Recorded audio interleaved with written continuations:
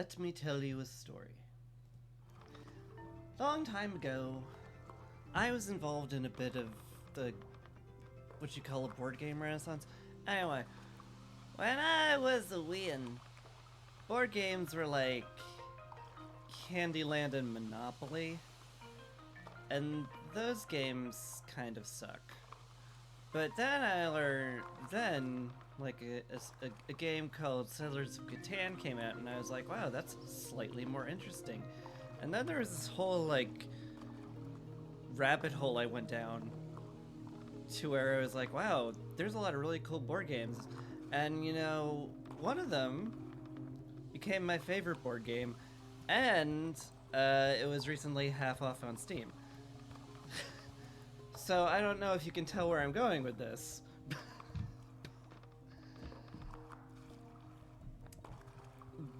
But Spirit Island was one of my favorite games. And I'm gonna play it. I'm going to play it single player. Guess I could play multiplayer, but nah, I'm good. I'm just going to dive right in. It's a really, really complicated game. In fact, I don't think I've ever gone through the tutorial. Maybe I think this is a good time to go through the tutorial. Just so that, like, if you have no idea what this is a good primer? Sure. You know what? Why not? I'll warm up my narrator voice.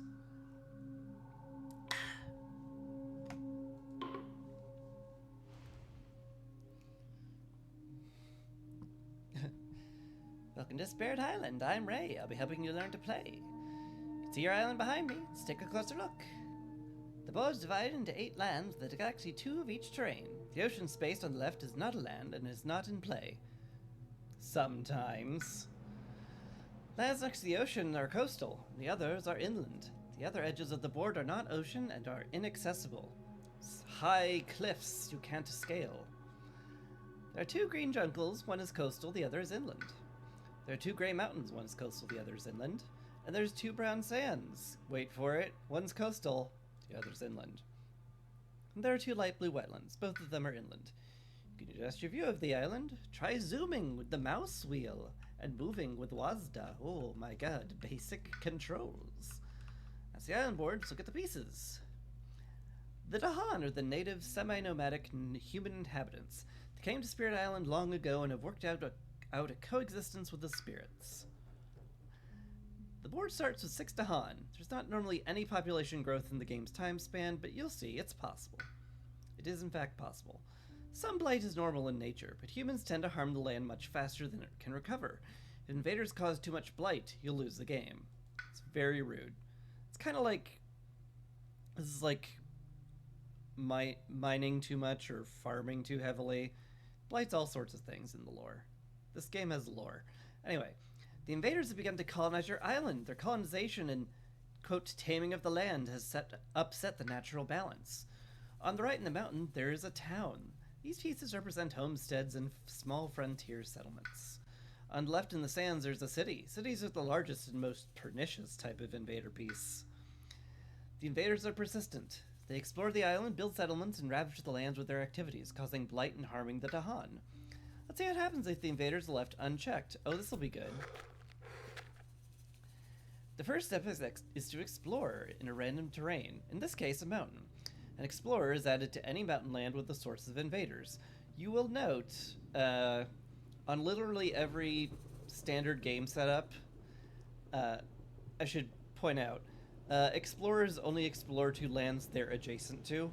So, you know, this if the people in the sands would go to any of these places, but they couldn't go to any of these places because they don't touch. But in every single standard setup, all of your lands are adjacent to a settlement at the start. Literally all of them. So that's fun. Just a little note there. The ocean is always a source of invaders, and so is any town or a city. The coastal mountain got an explorer, and so did the inland mountain, since it has a town. After exploring a terrain on the next turn, the invaders will build there, adding new towns and cities. If there are more towns than cities in land, they'll build a city. Otherwise, they'll build a town. So in the coastal mountain, they built a town. In the inland mountain, they built a city. The invaders aren't finished yet. On the same turn, they will explore in another random terrain. The invaders explored into the jungle. Both jungles have sources of invaders, so each of them got a new explorer.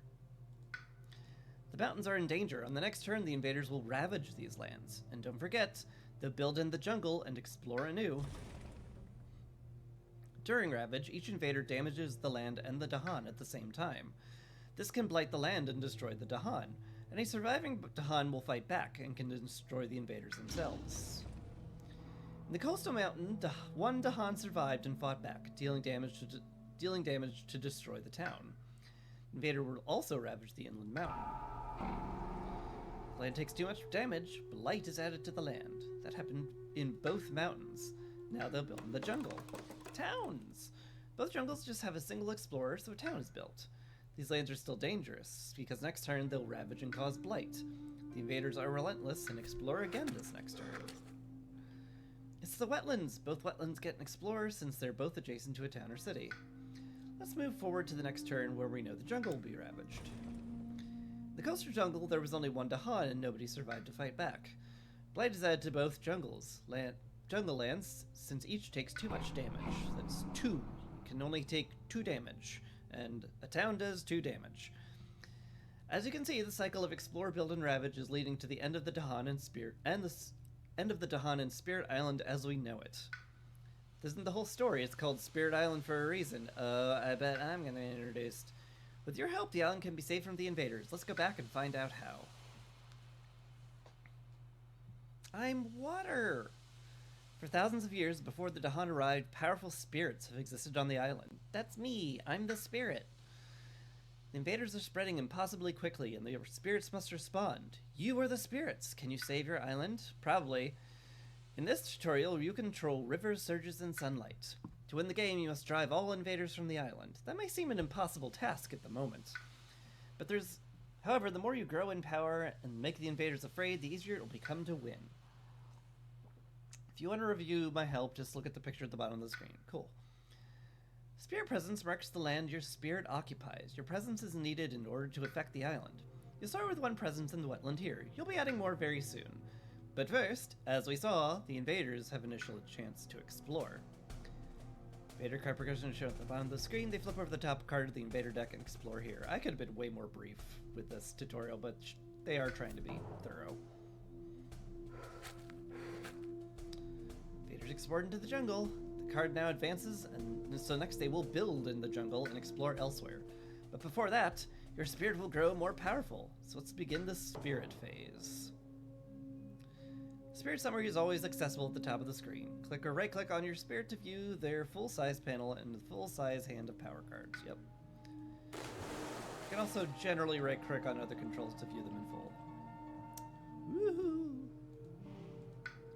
Every turn, the first thing you do is choose a growth option from the 3 available options. Click the middle growth option so we can add more presence to the island. Heck yeah. Click the first button that says Add a Presence. Your spirit has 2 full tracks of presence. The more you move from the top one, the more energy you gain each turn. And based on the growth option, we can add a presence to any land that's 1 away from your existing presence. Drag the first presence from the energy track to the highlighted mountain. Right. And because it said add a presence 1 distance, you can move to an adjacent place. So we're gonna just do what they say, drop it there. Now you get 2 energy per turn instead of 1. That's indicated by the +2 energy icon in your summary panel. Now click the button to add the second presence. Bottom of the presence track is for card plays. The more you move from that, the more power cards you can play each turn. Drag it to the highlighted wetland. I guess I will. Look at that. We're just spreading out everywhere. With more presence on the island, you can take more actions and reach more lands with your powers. After growth, you automatically gain energy based on the highest uncovered space on your energy track. That means you'll gain 2 energies, which we need to order and play power cards. Now you have 2 energy. It's indicated at the top left. After gaining energy, you have the opportunity to play power cards. You have 4 at the start. Hover over or right-click a power card in your hand in the top left to see it in detail.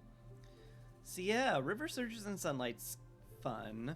It's mostly really good at, like, preventing builds and explores. Not very good at killing things. So yeah, we got Boon of Vigor, give yourself energy, give another spirit energy. Did I mention the game's co-op? The game's co-op. It makes it really fun. Because you can, like, work together, and a lot of your cards will target other spirits. That's what any person means. It means any spirit, because we're spirits. So yeah.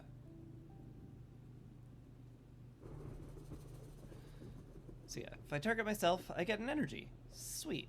If I target another spirit, they gain energy per power card they play. So like if somebody is like playing 5 cards, I can be like, hey, bro, I have an extra card play. You want to have like 5 energy for free? They'll be like, yeah, that sounds sick as hell. It's fun. We also got Flash Floods, 2 energy, little expensive. Deals 1 damage, but if the land is coastal, it deals an extra damage. They're probably going to explain everything about damage later, but I'll just say really quickly. Damage doesn't persist over turns, so this means I could kill off an explorer, or I could kill off a town if it's coastal. Also got River's Bounty, which is fun because you can gather Dahan, and if there's at least 2, you add a Dahan and gain an energy. You can just like give the Dahan a bunch of food and they'll be like, this is great, we should have more of us. That's how that works in 1 year. And then there's Wash Away, where you can push up to 3 explorers and towns. Just print more Dahan. Exactly. There's no Dahanflation in this game. And yeah, pushing just means they don't get destroyed, but they get shoved elsewhere, which can prevent them from ravaging or building or what have you. So yeah, power cards cost energy to play. Yep, explained all that. The order that you play cards doesn't matter, but you only get 1 chance to play them right now in the Spirit phase. So explain why we're choosing these cards soon, but for now, pick Flash Floods and River's Bounty. Cool. Notice when you play cards, the energy cost is deducted from your total amount of energy. Wow, it takes energy to play cards? Whoa. Slow down there, buckaroo. We can only play 2 cards in total right now, based on the bottom of the presence track. Even though we could afford to play Boon of Vigor, we can't play it as well. Card play is important. Ready to move on? Click Finish Playing Cards. I shouldn't be quite as sarcastic playing the tutorial. I know why it's on rails. Time to use some of these powers. Powers are the main way that you affect the island. Fast powers are marked in red and act before the invaders get a chance to do anything. The opportunity to use them right now, but slow powers are marked in blue. They act after the invaders have taken all their actions for the turn. We played 1 fast power, Flash Floods, and we can use it to deal damage and get rid of invaders. Flash codes can target any land that's within 1 range of our presence. I've highlighted all the possible lands. Let's target the inland jungle with the 1 lone explorer. That's exactly what I was going to suggest doing. Because if we kill that explorer, there won't be any invaders in here, and so no one will build in it. So yeah, drag the card there. Flash Flood, just kill the invader. Flash Flood's with Delta damage. Damage is the most common way of removing invaders from the island. Once an invader is deal damage equal to their health, they're destroyed. Explorers have 1, towns have 2, cities have 3. In this case, there was an explorer with 1 health. We dealt a damage. Explorer was damaged and destroyed. Destroyed the invaders in that land, so they'll be unable to build there this turn. That means fewer invaders for us to deal with later. There are no more fast powers, so the invaders take their actions. Dun dun dun. There's a jungle card in the build slot, so the invaders will build in any jungle they have pieces in. They built a town in the coastal jungle with an explorer there. In the inland jungle, nothing happened, because you destroyed the invader. The invaders will now flip over a new invader card and explore in that terrain. Mountains. After exploring in the mountains, the invader cards advanced. Next turn they will ravage in the jungle and build in the mountains. It's very convenient that this is what is coming up. Ravage jungle, build mountains. Invaders have finished their action with their turn, so now's their chance to use slow powers. Let's start with our first bounty. It can target any land with range 0 of our presence, so only any land that has our presence. Using slow powers is just like using flash powers. Click and drag River Bounty to use it on the inland mountain. I am there. It's true. This allows you to gather Dahan. Gathering lets you move pieces from adjacent lands to this targeted land. Additional fact is that power is that if 2 or more Dahan end up in a target land, a new Haunt appears. It's a rare and powerful ability. Rare being that only River Surges and Sunlight gets it, yes. Click on the highlighted Dahan and adjacent lands to gather them. Boop, boop. Come on in, guys. Now we finished using River's Bounty, let's use our other slow power. Other slow power? I didn't play any other cards. What slow power? Oh, we have innate stuff. Oh, check this out. It's gonna get real now. We didn't need to play a power card for this one. This is our innate power, Massive Flooding. We'll talk more about innate powers later. Later, but we're using it now. Right now. Anyway, they're used the same as power cards. Click and use Massive Flooding on the coastal jungle. This allows us to push an invader. Pushing lets you move pieces from the targeted land to any adjacent land. Invaders will ravage the jungle, so that town is a big threat, but we can deal with it by pushing it away. Select the town, push it to the sands. At the end of every turn, all power cards are discarded. Well, played power cards are discarded. Your innate power expires, but you can activate it again next turn. You complete your first turn, but there's still so much to learn. It's time to grow. We want to continue adding presence, become stronger, and affect more areas. Remember, each turn we can only choose one of the 3 options, but click the middle option again. They're doing what is almost certainly the most correct thing you can do here. Because if there's one thing you want to do early game, it's get as many presents off your track and on the board as possible.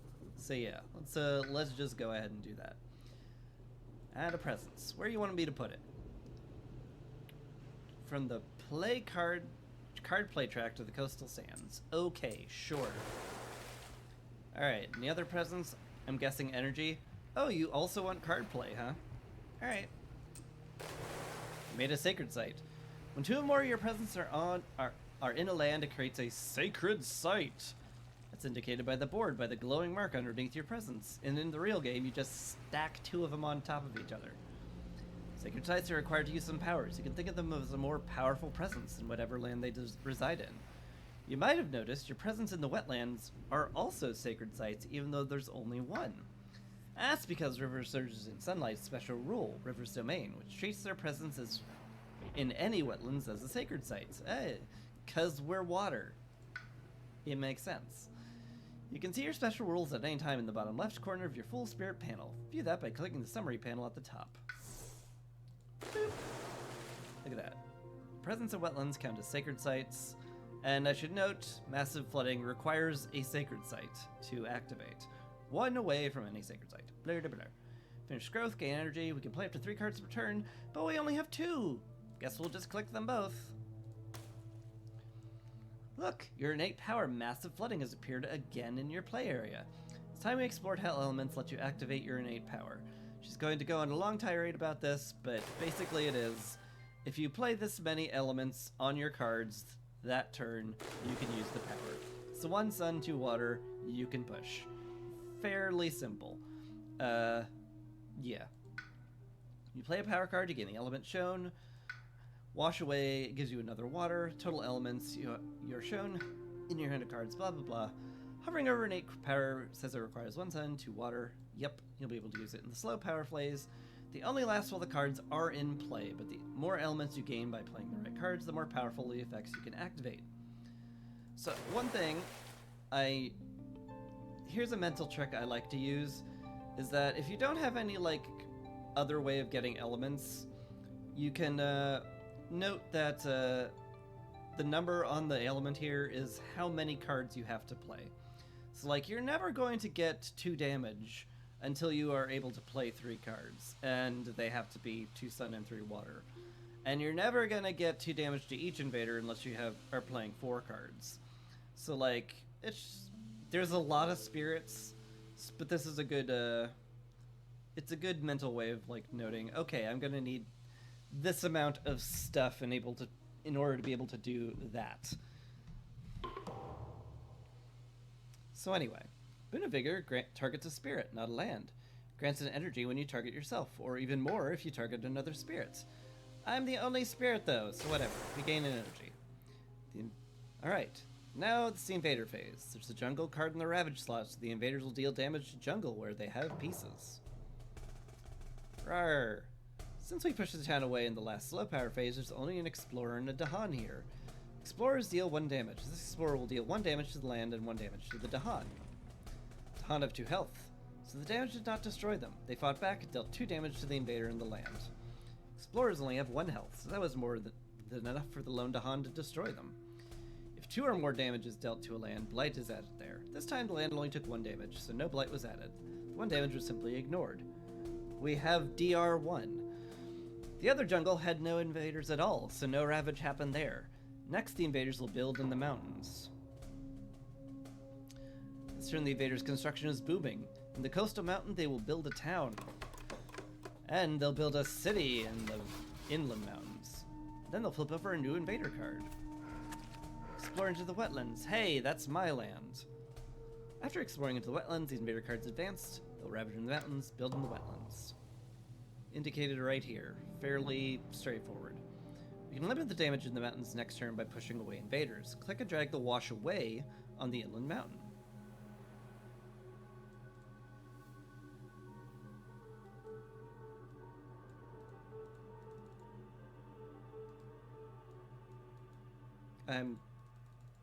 Game.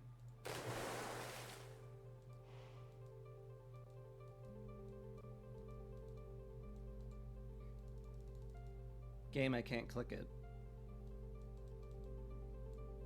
Game.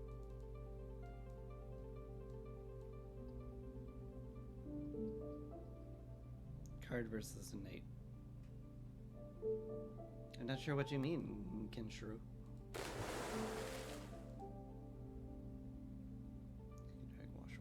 Oh, God! I'm good at this game. Push the town and the explorer to the adjacent sands by clicking the piece and the sands. So, yeah. Whoosh! Go away. Before we use Massive Flooding again, you might notice that it has a Sacred Site requirement. Yep. Powers with requirements need a Sacred Site. Good thing our presence in the wetland counts. Go ahead and use Massive Flooding on the top right wetland. You can use the map with blah blah blah blah. Okay. So we just kill the explorer before it can, well, push the explorer before it can build. We reach the end of another turn. All partially damaged pieces are restored to full health. Damage to hunters is restored to full health, which is great, but same happens for invaders. Usually. We've reached the spirit phase again. No cards left in hand. We should do something about that. Your playing cards are discarded. Click your discard pile in summary to take a look at them. Yep. All of these are discarded. To click your hand, you have to reclaim them during growth. Reclaim moves all your cards from your discard pile into your hand, so we do that. The first growth option has reclaim cards. It will also gain a new power card and 1 energy, so let's use it. Boop. Oh, right. They pick those for you automatically. All the cards on your discard has been reclaimed to the hand. Plus, we gained a brand new power card. This tutorial, we're using a power progression deck, so you're automatically got the next power card, Uncanny Melting, which is fine, it's a good card. You can play up to 3 cards this turn. When playing cards, you want to think about how to use them during the fast and slow power phases. Flash Floods can help before the Ravage in the Coastal Mountain. River's Bounty and Uncanny Melting will help strengthen our position. Go ahead and play Flash Floods, River's Bounty, and Uncanny Melting. Okay. Massive Flooding has been activated thanks to all the elements. It's level 2 now. So we deal 2 damage and push a bunch of people. It's going to be more powerful this turn though, however to see the second level's been unlocked. Sometimes it makes sense to play cards for their elements for an even more than for their effect. Make use of Massive Flooding in the slow power phase. Let's move it to using fast powers. Click finish playing cards to continue. Yada yada yada. Let's have a look at Flash Floods. By hovering over it, it deals a damage, but 1 more if the land is coastal. I bet we're going to hit the mountains with this. Coastal lands are anything that's less to an ocean. That means we can deal 2 damage there. Use it on the coastal lands. Whenever you're dealing damage, you divide it amongst the invaders of the target land as you wish. Towns have 2 health, you deal 2 damage. Boop. Goodbye. Destroying a town generates fear. There are a lot of mechanics, aren't there? The more fear you generate, the more terrified the invaders become. Generating fear will cause beneficial effects and reach easier victory conditions, so it's a good thing. We'll learn more about fear soon. For now, the invaders are going to take their actions and ravage the mountains. Similar to last turn, in the coastal mountain, there's a lone explorer with Dahan. We know how that's going to play out. Explorer's gone. The inland mountain, more trouble's brewing. There's a city and it'll deal 3 damage. Let's see what happens. That was rough. The city dealt 3 damage to the land and the Dahan simultaneously. That destroyed a Dahan and wounded another.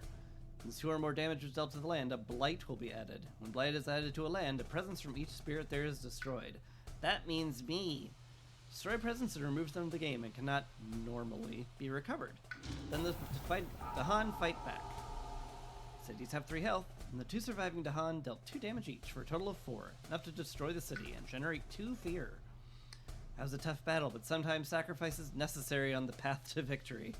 Don't worry, if some of the Dahan die, it's a game mechanic. Next, the invaders will build in the wetlands. And so they do.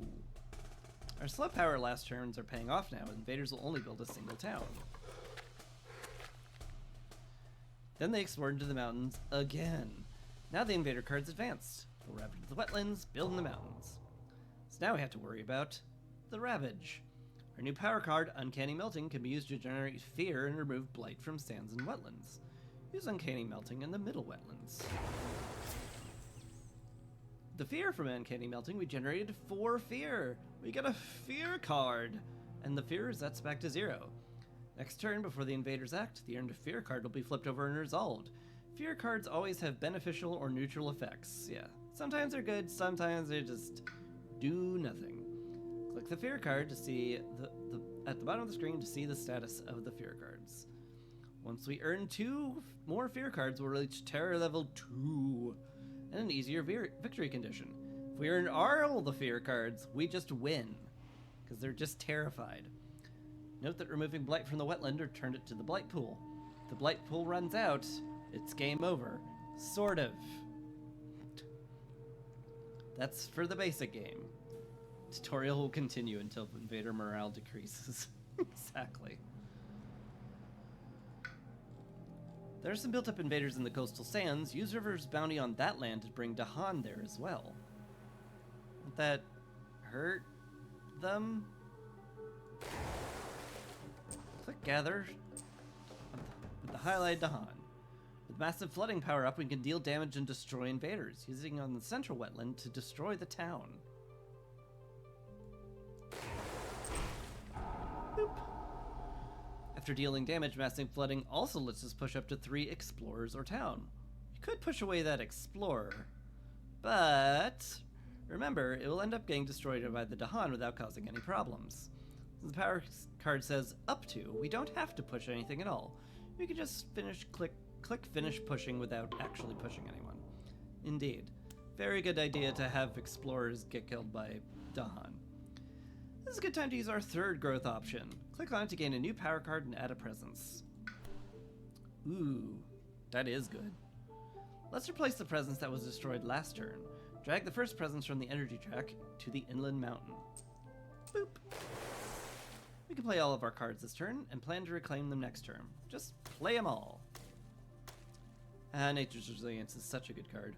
You've unlocked Massive Flooding again, but only at 1st level. Oh well. Use Boon of Vigor on yourself by dragging it to yourself. Hey, you get an energy. Another fast power we have is Nature's Resilience. It's a defend. Hover over to see it has an elemental threshold. Well, surely we're not using the elemental threshold. Surely we're using it to defend the sands. Oh wait, so we're not defending the sands. Never mind, we're clearing a blight. The main effect, Defend 6, isn't useful this turn. However, since we have 2 this turn, we can use the threshold effect to remove blight instead. I guess since we're going to reclaim, yeah, may as well use it to remove the blight. You'll still be able to use Massive Flooding later. Elements are not consumed by effects, so you'll have them for the turn as long as the cards are in play. There's only 1 blight on the island, so use Nature's Resilience on that mountain. Then click Remove Blight. Poosh! We generated enough fear to earn a fear card, so now that's the invader phase, so let's use it. Wary of the Interior. Fear cards have escalating effects depending on the current terror level. We're still terror level 1, so So that's the top effect. We can move and explore from any inland land. Any land not adjacent to the ocean is considered inland. Since they are ravaging the wetlands, we don't care about this. They're building in the mountains, so it'd be a really good idea to remove that guy so he doesn't build a town and kill Dahan. By removing the lone explorer from the inland mountains, we can prevent the invaders from building there next turn. Click the land and select it to remove the explorer. Yep. Next, the invaders will ravage, build, and explore as usual. This should be getting familiar. I hope so.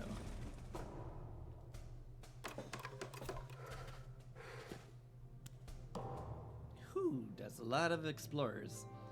We can clear the inland sands and prevent a build in our next turn. Use your power to push all the invaders to the central wetland. Remember, you have multiple powers to use. What does this say again? Push up to 3 explorers / towns. Okay, I have to do them individually. And then, use that one here as well. Push them into the middle. Ha! Now you're out of the sands and you can't build there. So they spent all year running away from the massive flooding. Every turn is a year in the lore, by the way. We need our cards back. A new power wouldn't hurt either, so yeah. Pull beneath the hungry earth. Good one. Gives us more damage and fear if used properly. Played along with Flash Floods and River's Bounty to remove some key invaders this turn. Click a card in the hand to play it. Our innate power is activated at the 2nd level. Finish playing cards and let's go destroy some invaders. That's my favorite part. Flash Floods on the coastal mountains to deal damage there. Ah, yes. It is coastal, so we deal 2 damage. Boop, boop. Since the inland mountain is already clear, we destroyed that town in the coastal mountain. The invaders will not be able to add any blight this turn. Good job. You can click the things that you literally can't not click otherwise. This time the invaders are exploring into the coastal lands. They add an explorer to every land adjacent to the ocean. We're in phase 2. Pull beneath the hungry earth has 2 conditional effects, one that requires a presence and one that requires a sand or wetland. Luckily, we have them both. So use your powers to destroy the 2 towns in the coastal sands and leave the explorers there. We have a trick up our sleeves to deal with them next turn. Oh, do we? Okay.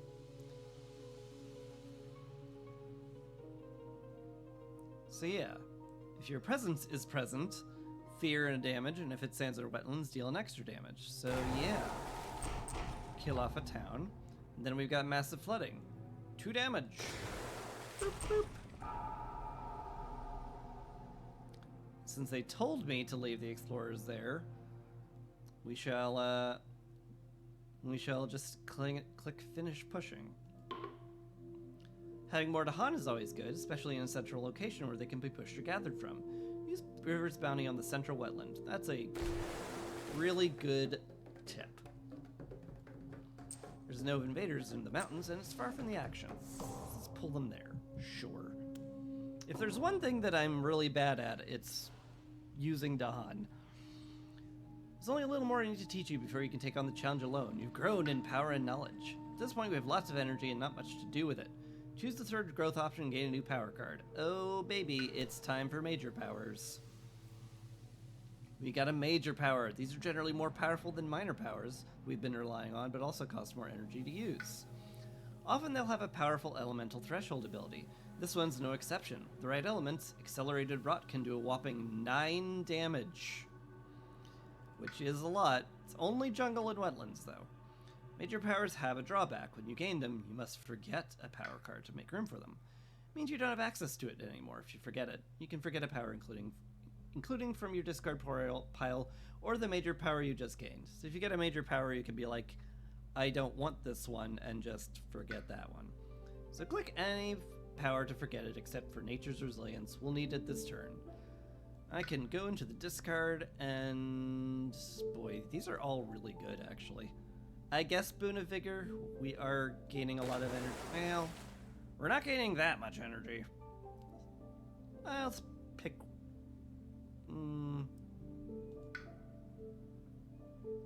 yeah, let's pick Wash Away.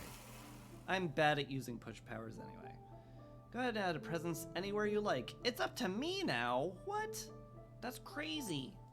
Let's go in the jungle. You need nature's resilience this turn, so play it. Yes, ma'am. Now it's your choice for what cards to play. Think about the problems you need to solve on the board this turn. When you're finished, click Finish Playing Cards. So, what are the problems that we have? They're going to ravage the sands. Obviously, this is what nature's resilience is for. We're going to defend 6. It'll keep the Dahan alive and keep the land from being blighted. But they're also going to build in the jungle and the mountains. So it would be really handy if I could either push them or kill them after they do that. So, let's see if we can do that. We have Accelerated Rot, which could kill a lot. There's no blight to remove, but the fear is useful. Boon of Vigor is just like plainly useful. I have 2 card plays, right? I have 3 card plays. I have 2 more card plays. Pardon. Accelerated Rot would be like massive amounts of overkill in here, but I could also just clear out the wetlands, so I think I'll do that. Invaders or presence target sands or wetlands, remove blah blah blah, yeah. I mean, this basically just causes a fear. Let's just Boon of Vigor myself. Give me a little bit of the old energy. That's pretty darn good. I can't get up to level 4 because I need more water, so I guess this is good enough. Remember, I had said we have a trigger up our sleeve? Use Nature's Resilience. It has a Defend 6 effect. Defends are amazing. When you use it on land, when invaders deal damage to the land, to the Dahan, they deal 6 less damage. That means they'll end up dealing 0 damage to both the land and the Dahan. But remember, after the invaders ravage, the reviving Dahan fight back. This means the Dahan can destroy the invaders there. Defense is a powerful tool in your arsenal, especially when Dahan are there. So yeah, we defend 6. It's indicated with an icon. You can use any other fast powers you played. I will, thank you. We earned a fear card last turn, so let's flip and resolve it. We're still on fear level 1, so we get isolation. Each player removes 1 explorer or town from land where it's the only invader. Ooh. You can choose any land with a single explorer or town. It's up to you. That's a good question. I want to see what the cards I have are.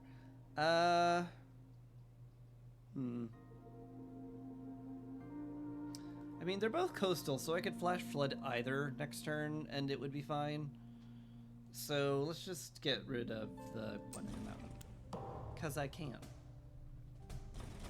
Here comes the Ravage in the coastal sands. Watch how... Anyway, the Dahan are fine, the land is fine, and all the explorers are gone because the Dahan fought back. Study under Fate's guidance, complete the tutorial. I did it! I did the tutorial! Ready to continue on your own. Victory's close, I believe you can do it. Remember, terror level cards show you what you need to do to win. Right now it requires you to remove everyone, explorers, towns, and cities. But, generate enough fear and you can reduce it to just towns and cities, which is much easier. Be aware there are 3 ways to lose. Running out of Blight, or all your presence on the island will spell doom. The invader deck they explore from has 5 cards left. If that runs out, and they can't reveal another explore with, all hope is lost. But let's stay positive. You've learned a great deal. I'm confident you can achieve victory. If you change your mind about a decision, you can use the undo button at the bottom left. I'll be here with more information. Good luck! If you have a power card that targets specific land types that can be only used in lands that match the restriction, keep in mind you need to obey the range limit too. I know.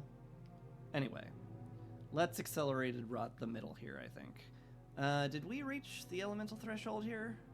No, I'm a little short. But, on the other hand, it's gonna kill a lot of dudes. And I can Flash Floods this one next turn, and it won't be a problem. So that's probably what I'm just gonna do.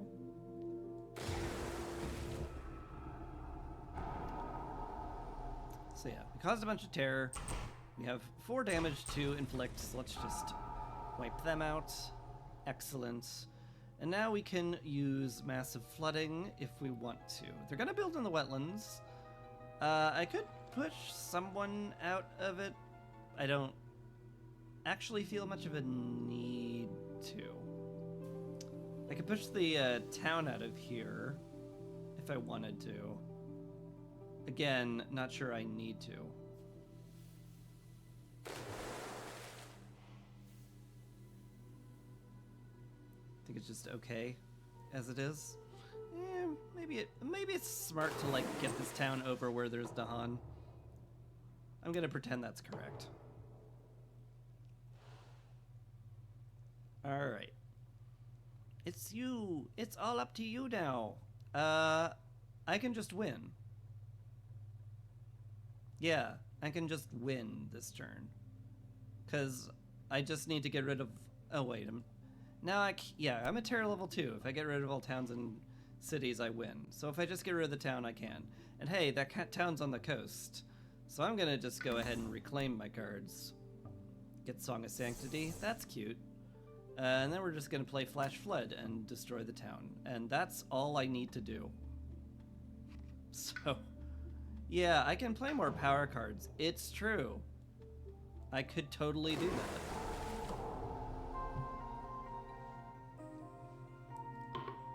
Game over. There's no more buildings on the island.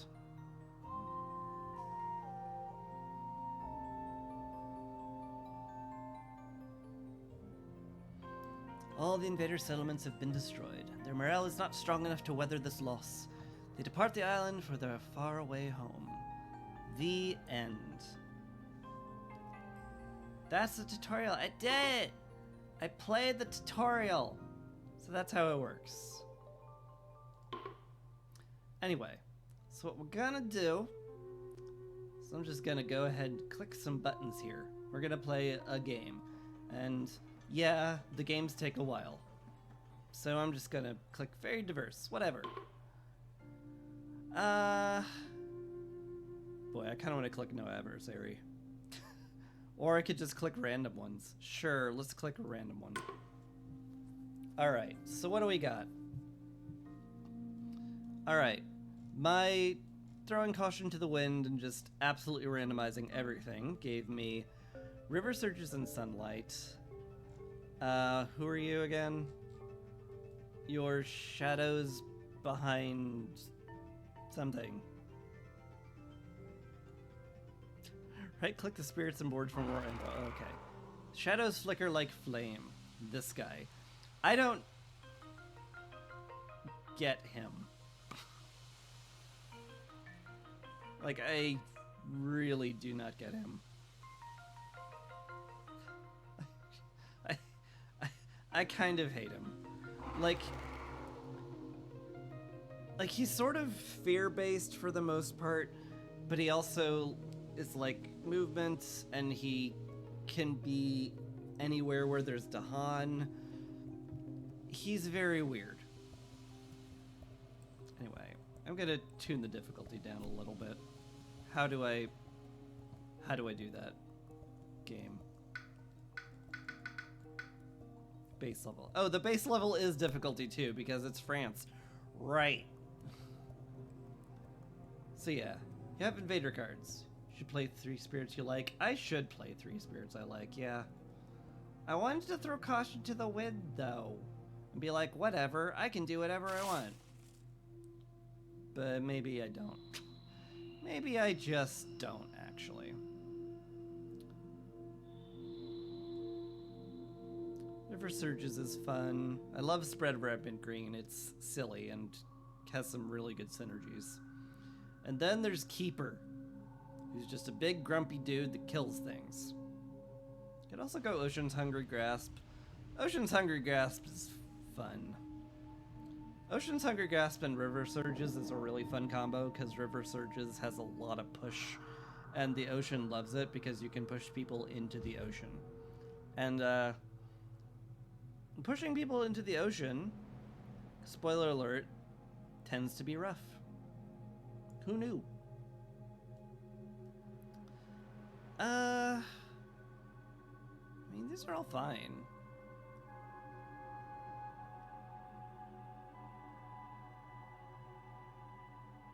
I do like this setup. Kind of want to go Vital Strength of the Earth just because it's very brainless, and this is going to be a brainful game considering I'm playing 3 spirits. So yeah, let's do that. This seems fine.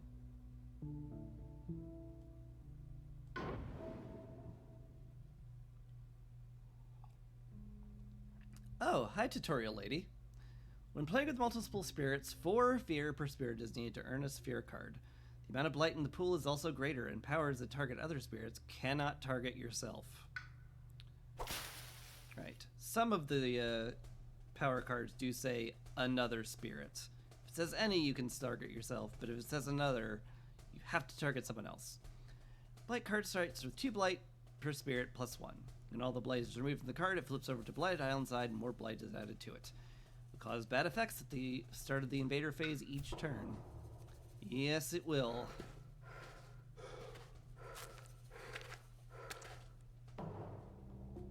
Alright. So here we go. We got Spread of Rampant Green. One of my favorites. He always puts a presence in a jungle or wetland, no matter what. So yeah, you can like grow really fast with him, which is, you know, what he does. He's also got some power cards that help other people grow. Gift of Proliferation, i.e. target spirit adds a presence up to 1 away from their presence. That's really good for Keeper of the Forbidden Wilds, who has a very tough time putting presence on the board, just in general. And then there's our Vital Strength of the Earth, who is he just very simple. So let's have a looky-loo at our board. Boy, I wanted to play 3 because it was symmetrical, but oh my god, this is going to be a lot. It's gonna be a lot.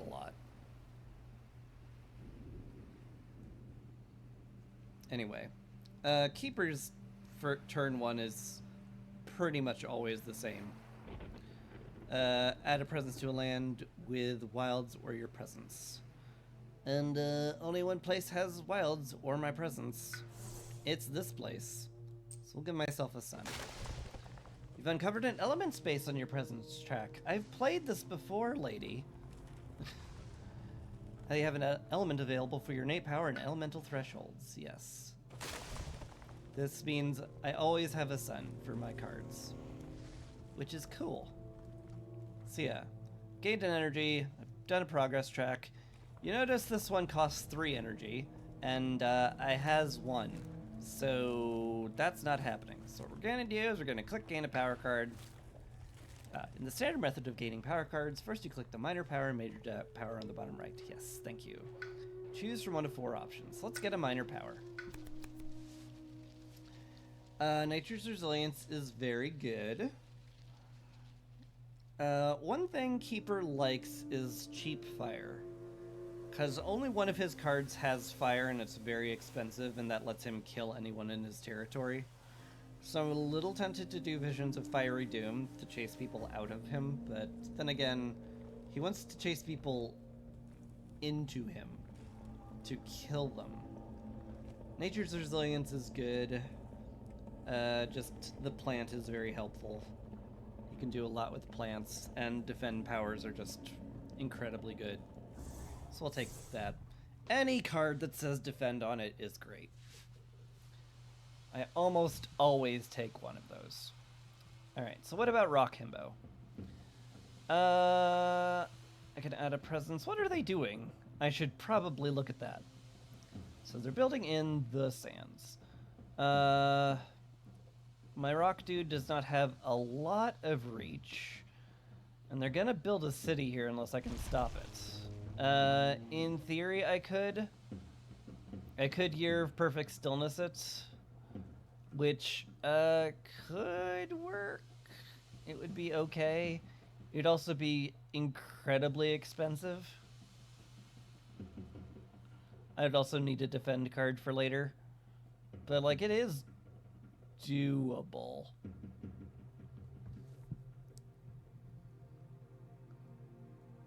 So let me see. If I uncover this 3, I will have 3 energy to play Year of Perfect Stillness and stop the build here. Then I could maybe gain a power card and figure out what I'm gonna do here. I kind of like that. Make a sacred site here. Rock Himbo loves to just be with Dahan and make sacred sites, because as you might notice, if he has a sacred site, he gets an innate 3 defend, which is really good. So yeah, what we're gonna do, I'm just gonna add a presence here. Bam. And get a power card. Let's get a minor one. He's looking for sun, earth, and plant. So if I can find those, that would be lovely. Gift of Living Energy is very strong. It is not that great on Brock Himbo because he has very few card plays, and this is something that you want to get for, you know, having a lot of card plays. Some sun, some plants, no rocks anywhere here. Removing Blight can be convenient to have.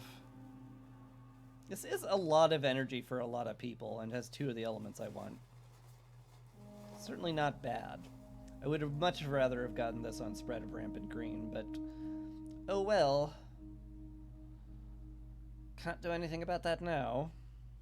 Adding a Strife is not that bad either. It only has 1 of my elements. Definitely would rather have 1 that gives me 2.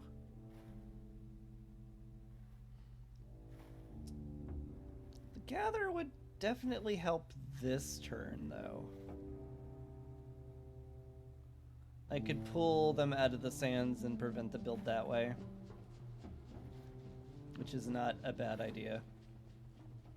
Then again, I don't have any card plays left after a Year of Perfect Stillness, so that's not happening. They're building in the sands. Is there any blight? I could remove the blight from that mountain, I guess, with Song of Sanctity. That wouldn't be terrible. Could also push invaders from it if I'm lucky. It's not bad. Gift is also good. I'd have to go like really heavy into card play if I wanted to play Gift of Living Energy. Like, I could do that. It's not the craziest thing in the world. Sure. I'll pick that. And we're just gonna play Year of Perfect Stillness with him. We're just going to call that good enough. Alright, now Spread of Rampant Green. You get to do a lot of stuff. You get to add a presence to a jungle or wetlands. 2 away from your current one. Generally I want to take care of my own board if I can. So, like, spreading over here to the jungle or the wetlands would be not a bad idea. We do love spreading around. He's got a bunch of really fun special rules, where you can destroy presence in the land to prevent ravages or builds. Very useful. And you can use your destroyed presence later in the game, which is really neat. You don't want to use destroyed presence until your presence track is completely empty, though, because you want stuff. So anyway, what do we got? They're going to build in sands, which, unfortunately, they have a lot of that going around. Not great. All-enveloping green is very useful. If I put a presence in the jungle I'm in now, I could start all-enveloping green and get some defense on those next turn if I get some extra card plays going. So basically just add 2 presence this turn.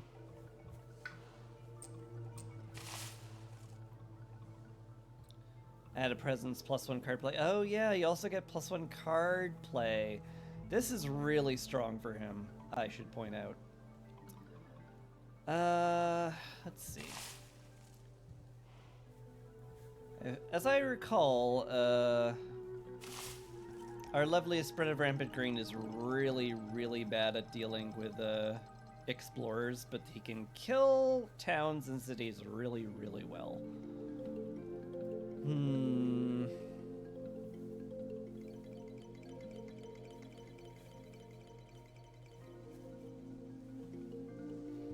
tempted to grab a power card. Although, like, I could get, like, I could play up to 3 cards this turn, but I have no energy to do it with. Not that he needs a lot of energy. He has, like, a lot of stuff he can do without energy. It's tempting.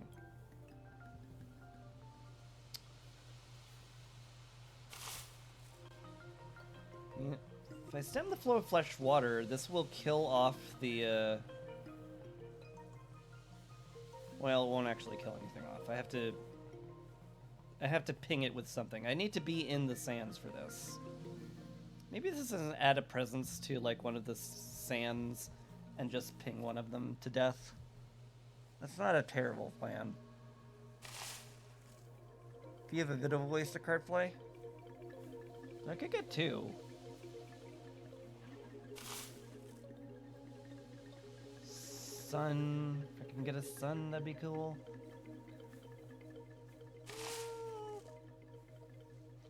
Yeah, okay. In theory, I think I got this correct.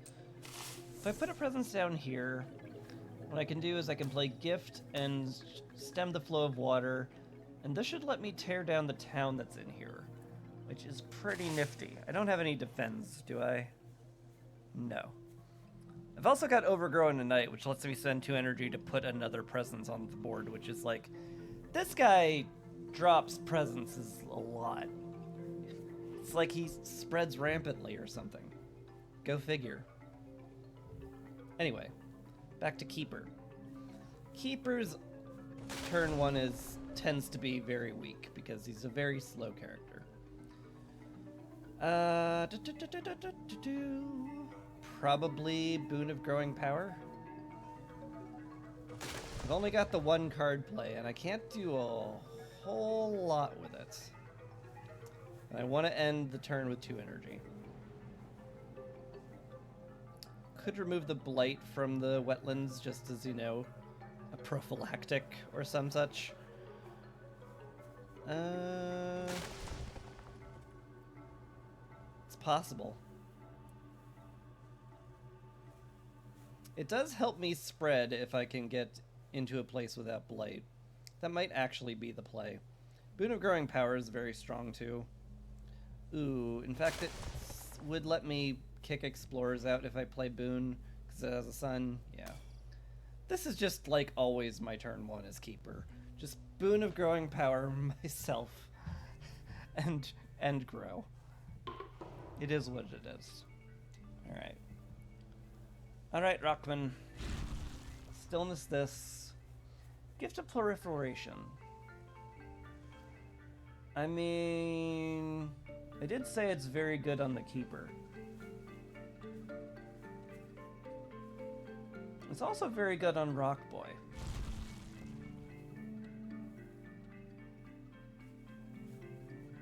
Because they're both very slow.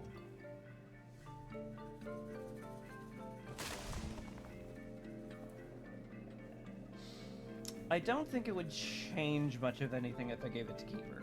So let's give it to Rock Boy. Let's just let him grow a little bit. And let's have him grow in here.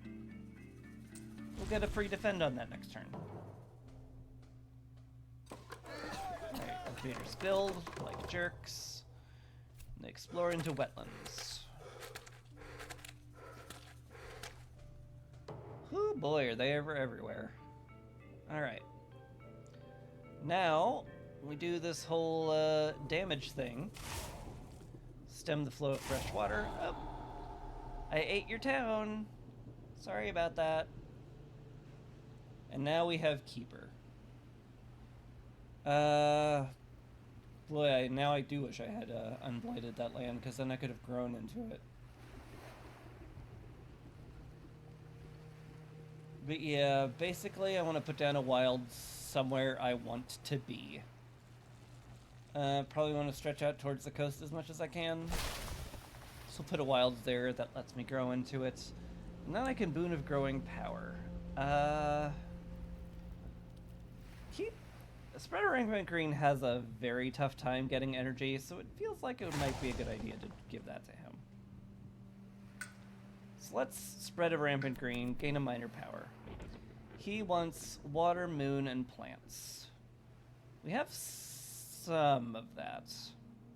Infested aquifers. If target land has any... It's not blight. It's plague, disease, something. Little snake deals the damage to each invader. Target lands is mountains or wetlands. You can add a fear and add a plague. Not bad.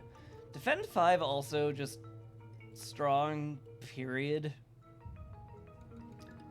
Like really strong, period. Because it's a Defend 5. Defend 5s are amazing. And Spread of Rampant Green does tend to just creep into invaders, and the defend would be very helpful. Infested Aquifers might be, like, better. Just because it has all the elements I need. Well, it has most of the elements I need. But this still has a water. Defend 5, man. Defend 5's good. And Spread doesn't have much trouble getting into invaders to help defend stuff. It's really good. It's 0 cost, and he's got a lot of card plays. Gosh, yeah, alright. I lean into that one then. Alright. We finished turn 1. It's a quick, easy game.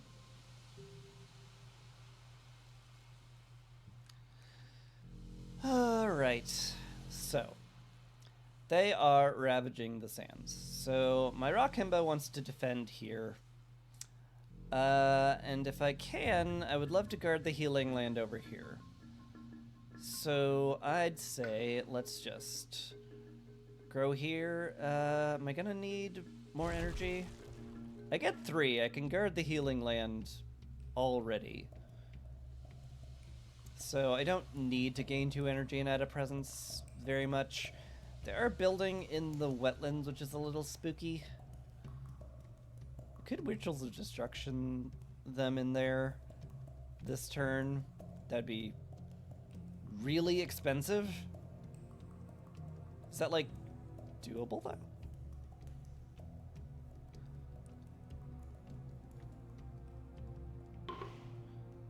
Like, oop.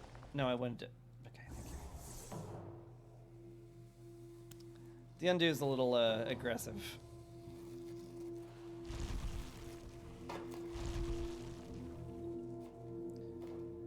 So if I had a presence and gained 2 energy, I would have 5 energy to play cards. That would leave me 1 short to play Guard the Healing Land and Rituals of Destruction, which is a shame.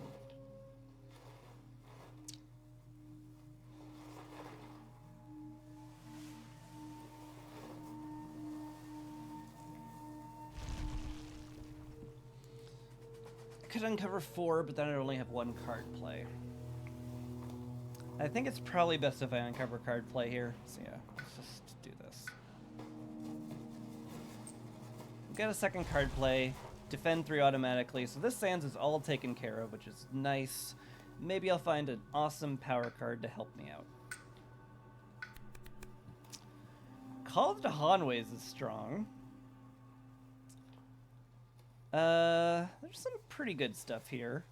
Call to Isolation is very convenient. It just, you know, shoves people around. I do love Call of the Dahan just because it's one of the few powers that lets you make Dahan. It doesn't have any of my elements, though. But then again, basically none of these do. We have Tormenting Rot Flies with plants, and Call to Isolation with sun, and that is about all we are getting here. These are a little weak for him. I have some moon. I have a moon. Right? What's my discard? Yeah.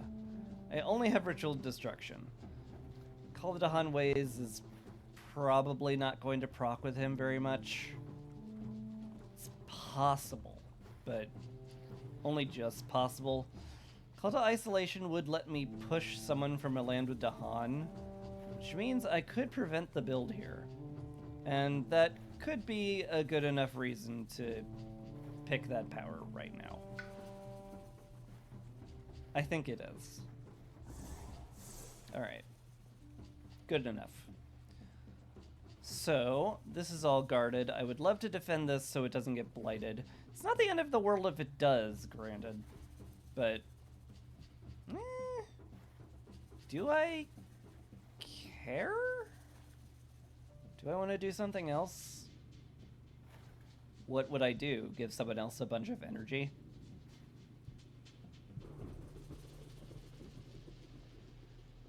I mean, gifting Keeper is very strong, not gonna lie. Or gifting the Spread Rampant Green is very strong, lets them actually play stuff.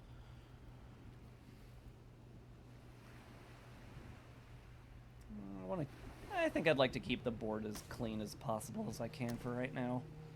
So we'll just do this. We'll do this, and I like it. I think. Alright. So what are we gonna do with Spread here? First of all, he gets to add a presence to a jungle or wetland for free, because he does this. So we'll just drag him over here, maybe? What's your special deal here? Defend 2 if it's that. Yeah, that's pretty strong. Very happy to do that. The Ravaging the Sands. Not a lot I can do about this one. This one's already taken care of at least. Or is there something I can do about that one? I could grow into it and sap the Strength of the Multitudes to defend 5. It's not a bad plan. That would let me play my entire hand this turn as well, which, that's kind of sick. Could uncover a plant as well. I don't have the energy for that, do I? Well, I will. See, I could just do that. That doesn't sound crazy. So we'll do that and just play our entire hand and reclaim next turn. And we're getting some real nice stuff now. So we get to defend 2 here, and then we'll be eating into some towns, which I assume is going to be in the wetlands when they build there. So that'll be fun. Then I'll get to add a presence. Or add 3 fear, but it's gonna be add a presence, let's face it. And now Keeper. Oh, Keeper. So, I'm gonna add a presence. It has to be in a place with my presence or land with wilds. So, I don't want to make another sacred site. So what we're gonna do is we're gonna put one right there. And gain an energy. And we have 3 energy, which means I can use this one. Oh. Oh. Add a presence to a land to a place without blight. Keeper does not like having blight, but yeah. So what we're gonna do there, gonna make ourselves a little sacred site, get a card play, and get another power card. Let's get something really cool. Defend 10 ain't bad. It's not super good. Elusive Ambushes is also very nice. Would that help me this turn? There are Dahan here. That would help me this turn. That's almost certainly a good enough reason to just take it. Plus it's cheap fire, which I mentioned I do love to get. So yeah, we'll take Elusive Ambushes, and we'll probably just use it this turn to get a defend over here in those sands. That would be lovely. So what else are we going to do with our truckload of energy this turn?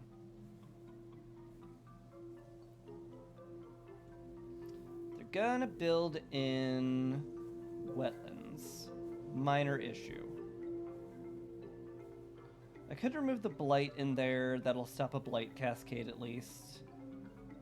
What if I Towering Raft? What would I get out of that? Not a lot, unfortunately.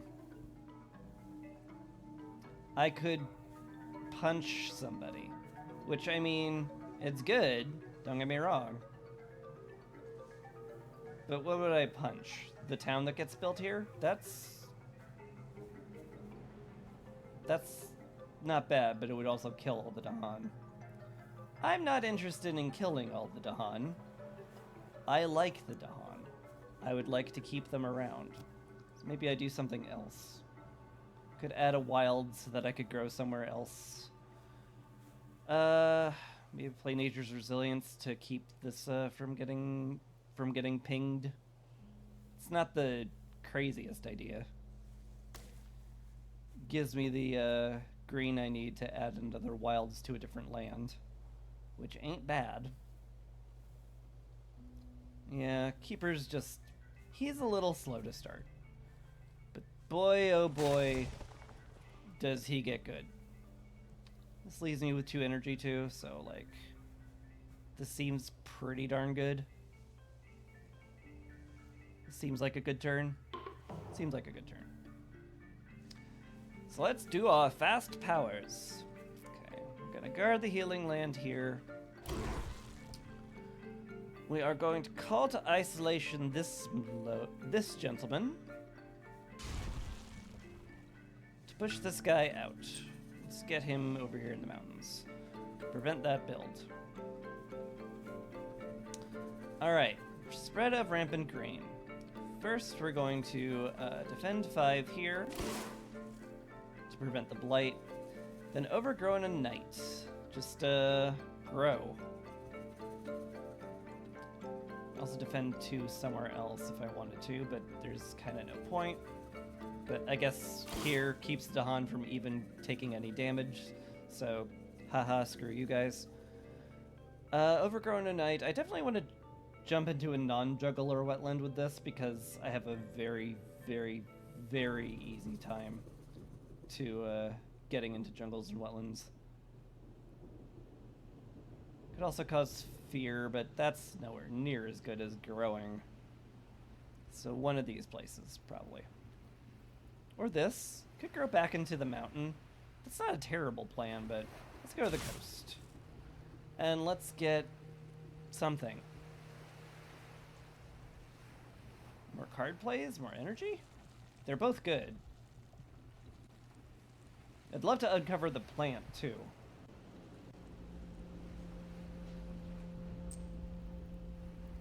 That, I guess, seems okay.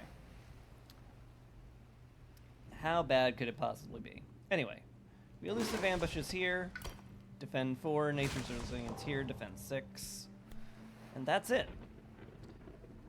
Unfortunately, now we get an event card, which wasn't part of the tutorial. It just happens before every invader phase.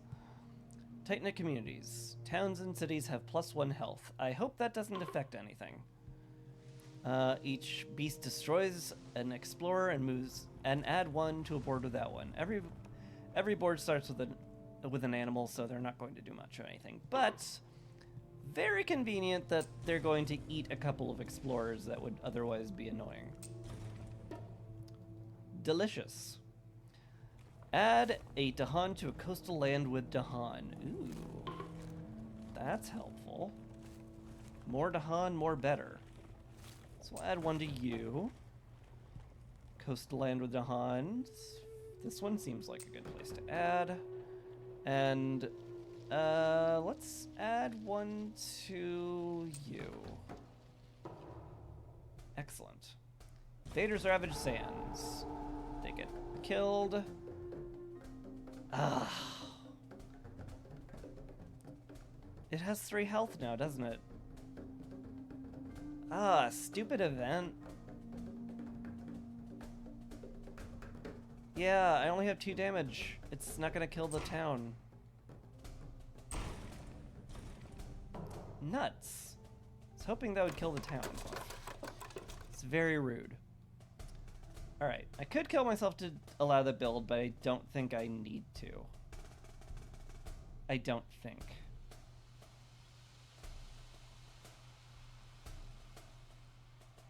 I don't think I need to. So we're just gonna allow that to happen. Spread of Rampant Green's good at that nonsense anyway. He's got to defend 5, for goodness sakes. Alright. Unfortunately, we can't do a whole lot to anyone this turn with spread. I can push people. Might be a good idea to shove this guy out of the wetlands. So let's do that. Yes. This one. Oh, right. This one, yes. Push this town out of there. Don't care where. Let's... Here. Seems good. Deal of damage to town doesn't really do anything.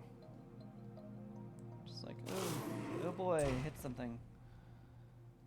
Unfortunately, can't do much there.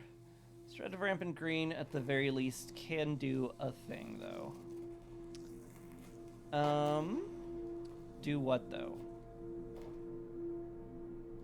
I could grow in here, and then I could, Sacrosanct Wilderness. Which seems pretty good. So yeah, we will chase this lad out. And out of wilds, and we'll just buzzsaw that town next turn. Cool. And we're back at it.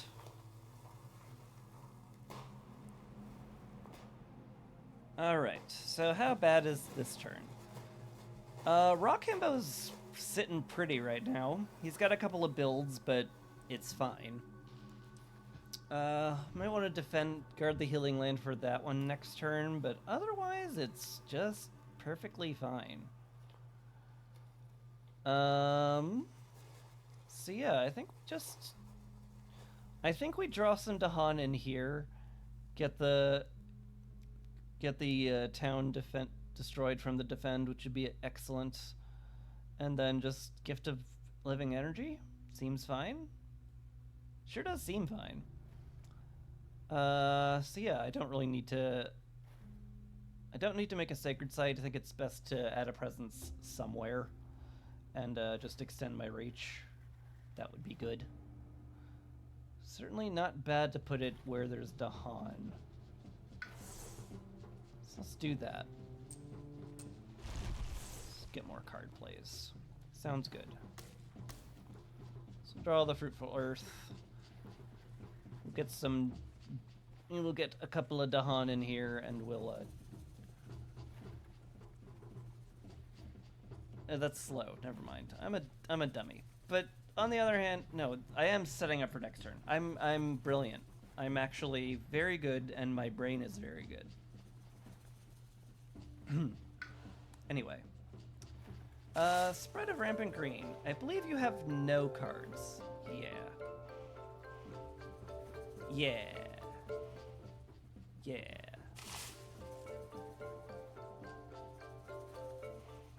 So we're just gonna reclaim this turn. And get another miner. I love miner powers. Just so you're aware. Get used to it. Dark Entangled Wood has all of the elements I like. And it's got a defend 3, which is very strong, and so's the fear 2. That's just almost certainly what we're doing.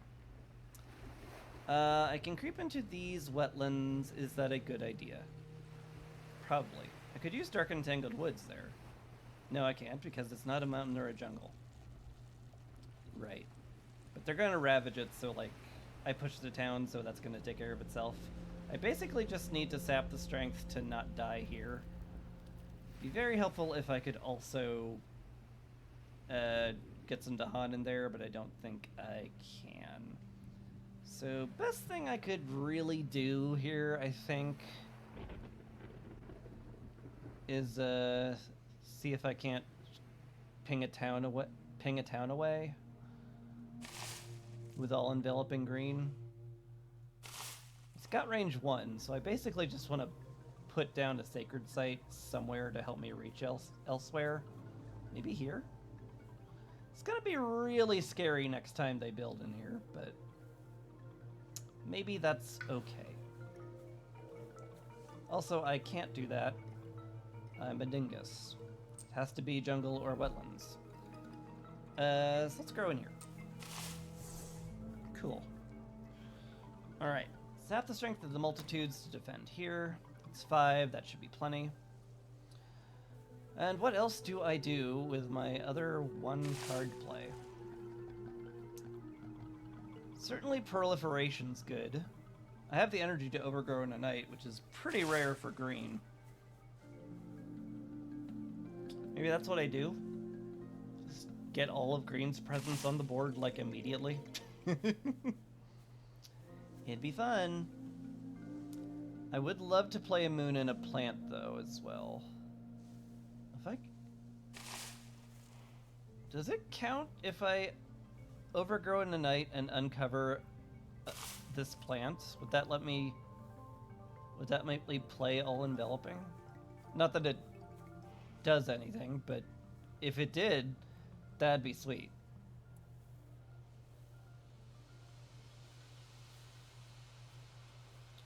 I think that's good enough to try.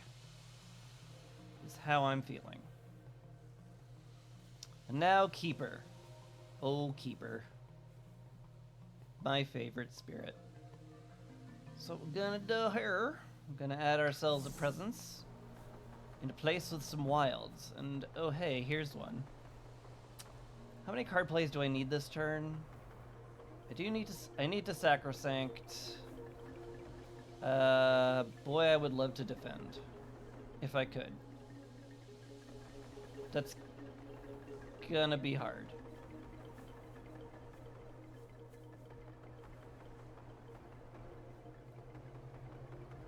I'm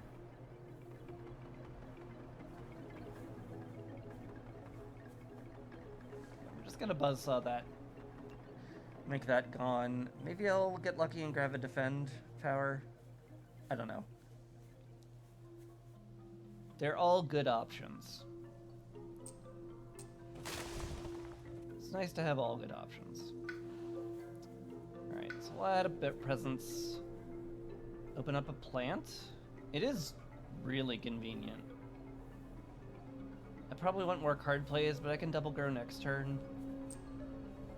It's not like the craziest idea. Give me a defend. You gave me a defend. Thank you.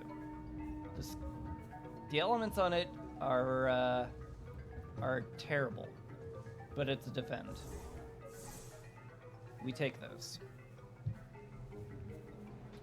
So yeah, what we're gonna do this time then is we're gonna Sacrosanct and Confounding Mists, and that's gonna take care of a whole lot of stuff.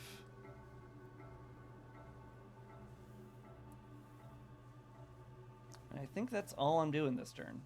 So let's go. Keeper pushes Dawn in there. I've already overthought this. Anyway, we sap the center of the multitudes here to keep from dying. Overgrow in a night. Yeah, let's do that here. Add a presence. Add plant. That's what I wanted. It did activate this! Oh, that's cool. Oh, that's cool and I love it. I wasn't sure that was gonna be doable.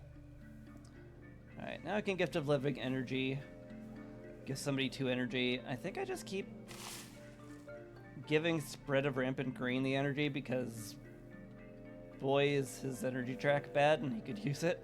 Then again, he doesn't have much to use it on. Could use it on Keeper and have a nice big turn, but he's getting +5. It's fine. Alright, now Keeper. We defend 4 in these lands, and we buzzsaw this town out. Bzz. Now we event. Strange Tale attracts explorers. We are on stage 2 already. How time flies. After advancing invader cards, perform a build step for 1 terrain not shown any invader action. Oh dear. So they're gonna build somewhere. Each beast deals 2 damage. Remove a token that destroys towns. So we've got a beast in here. It could deal 2 damage to that. It would mean I have no more beasts. Is that okay? Sure.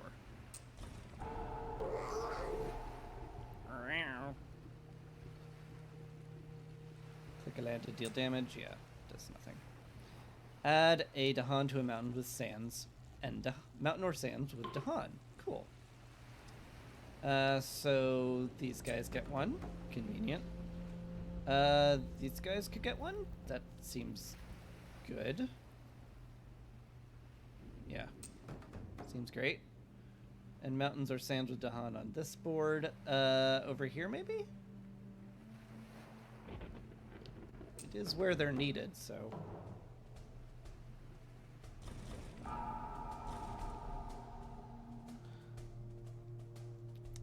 I can prevent the Ravage. I do not want to destroy a presence when all the damage is prevented anyway. Thank you very much. I could prevent the build here. It's already getting prevented by the disease. What are you talking about? Why would I do that? I guess to save the disease, which, sure, whatever. Ah, crap. The invaders have flipped over a stage 2 invader card with escalation. This effect depends on the adversary. Click on the adversary at the bottom right to take a look at the effect details.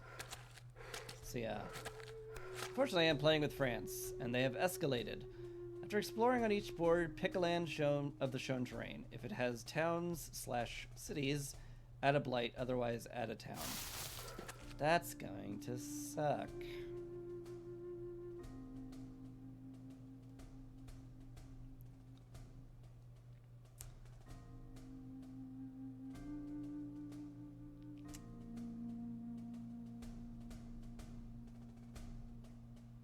Wait, does it have to be wetlands? Pick a land of the shown terrain. It could be mountains, couldn't it?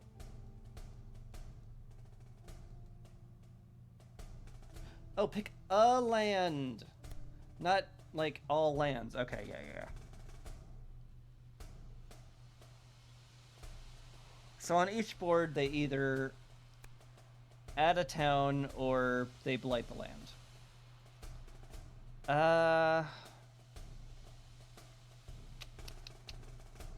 Yeah. Well.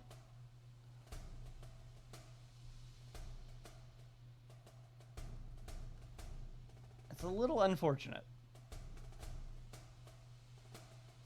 I guess we want to add towns so we don't get killed. So all the towns we destroyed are back.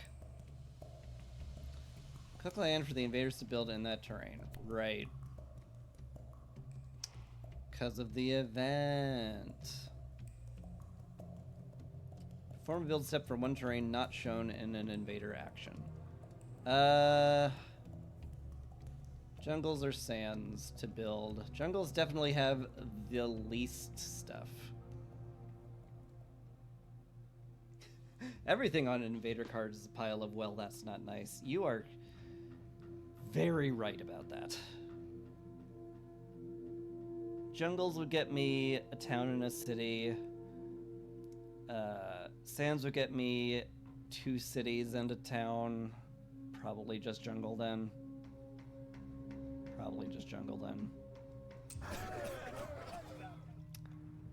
It sucks. I could prevent the city from going down if I destroyed it, and it's in the jungle. You know what? Yeah, that's a good use of that. Alright, nice.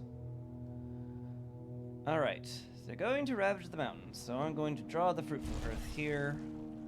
We're going to bring in some Dahan. Sands aren't doing anything here, so let's just click on explore together. No, I don't want to. I mean, I guess I could. Sure, whatever. We have a defend 3. It's going to be fine. Let's get you guys over here. Cool. Spread of rampant green. Deal A damage. Doesn't do anything, unfortunately. Just ping him for fun, I guess. And then we have Keeper, who gets to chase an explorer away and add a wilds. Can't do much. Not much can be done there. Could go into the sands over there, I guess. Could also go into the sands down here. Might be an okay idea to go down into the mountains there. It's not a crazy idea. Gives me a lot more reach. It would let me, like, do stuff. They are going to ravage it, but I will recall my cards, I think.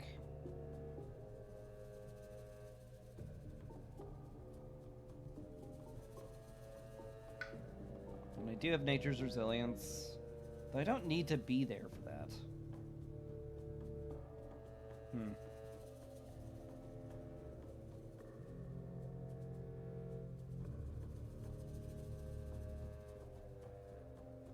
Maybe just here. Chase this lad out. Get me some wilds in there. Prepare to crush them. Sounds okay to me. Alright. So we got the Ravage coming up. I think this is a Guard the Healing Land here, and this is just already taken care of. So that's good. So this is just a reclaim? Almost certainly. Almost certainly. Because I definitely want to guard the healing land there. So let's do that. Get that down. We got a lot of energy. Might be good to get card plays now. Well, I say that, but Olive Keeper's powers are really expensive. So let's just drop that there. Get a nice defend 3 as an innate. We'll guard the healing land in the mountains there, which is going to be great. That'll keep them defended. It'll even take care of a blight. This will take care of itself, which will be lovely. Anything I could do against the builds? Maybe. If I could drag them in there. Maybe this is my 3-card play turn. If I call to isolation, I could grab a Dahan and tag them in here. And then I could Ritual of Destruction and kill the city that would be built. That sounds awfully good.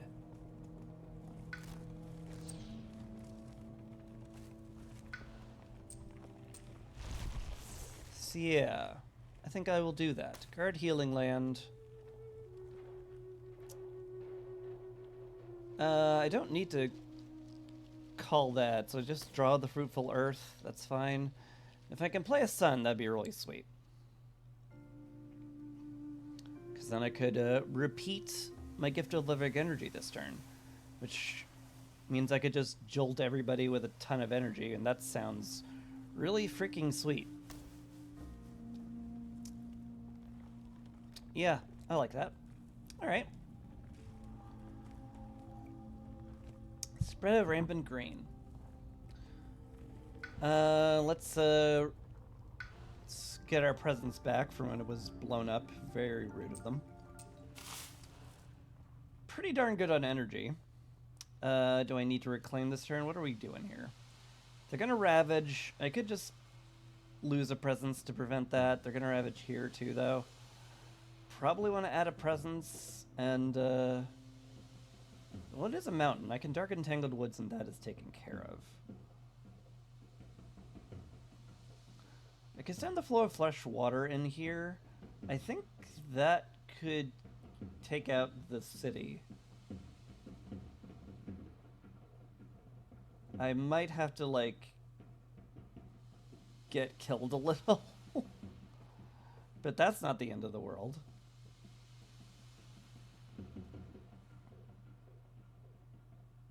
Just add a presence, get a card play.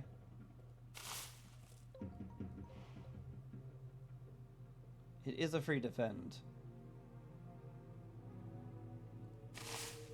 In fact...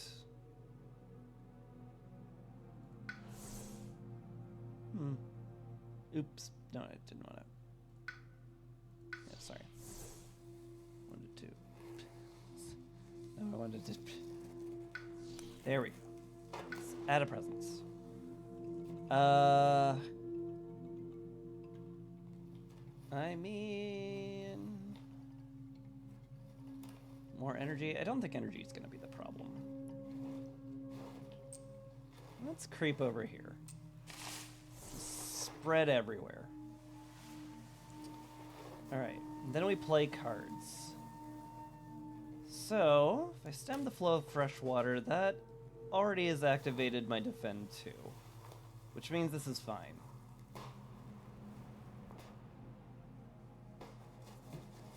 Well, that's good.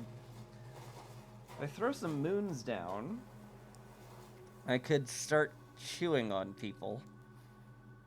Which sounds lovely. I got a lot to chew on in here, that's for sure.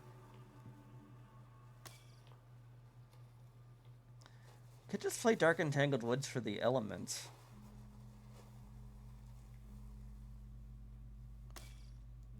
That should let me kill off a town.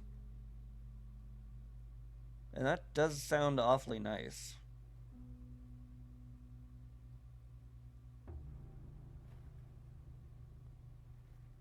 Yeah, that sure does sound awfully nice. This feels like a very good turn for him. Oh, I could play everything. Would that do anything? I mean, it wouldn't do nothing. Sure. Throw it down there. Alright. Good turn. Also, kind of crowding the UI a little. How about you, Keeper? What nonsense are we going to do this time? They're going to ravage this. That sucks. I don't want to die. Is this just a reclaim turn then? Probably.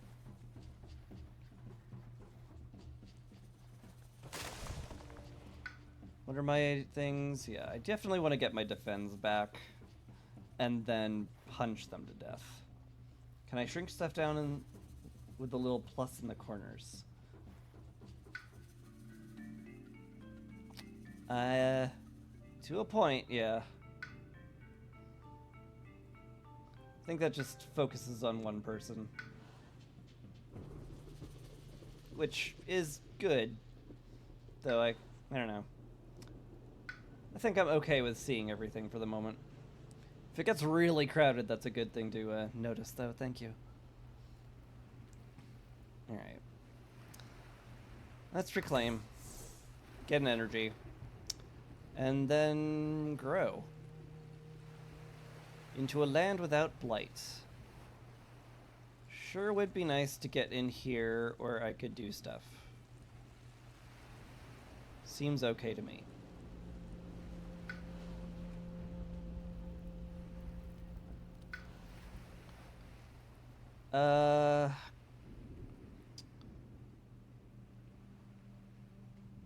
I mean, they're both good.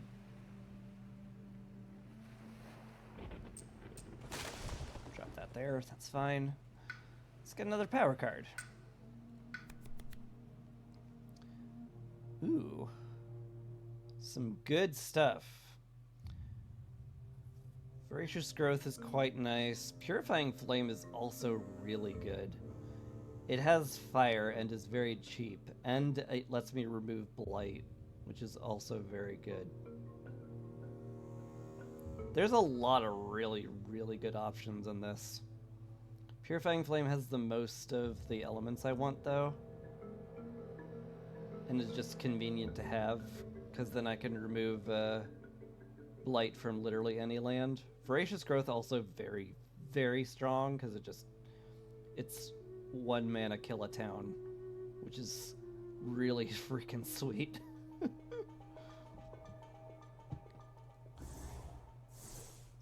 There was basically no bad options in that one. Just more better options. Alright, so, Keeper. Keeper, Keeper, Keeper. Definitely want to defend this land, and I definitely want to defend the land I'm currently sitting on.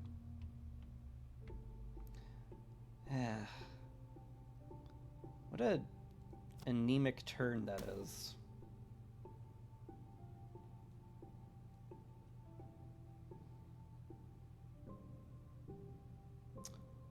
Although, I think if I do this with my 2 card plays, I do get to punch someone to death. And that's always nice. So that sounds good to me. Keeper really needs some more card plays. We'll work on it. Next turn. Next turn. Next turn we'll go crazy. Alright. Elusive Ambush is here. Nature's Resilience here. Guard the Healing Land here. Take that out. Gift of Living Energy. Let's go ahead. And, yeah, we'll do that. Oh, I can repeat this with anybody. Is that useful for anyone?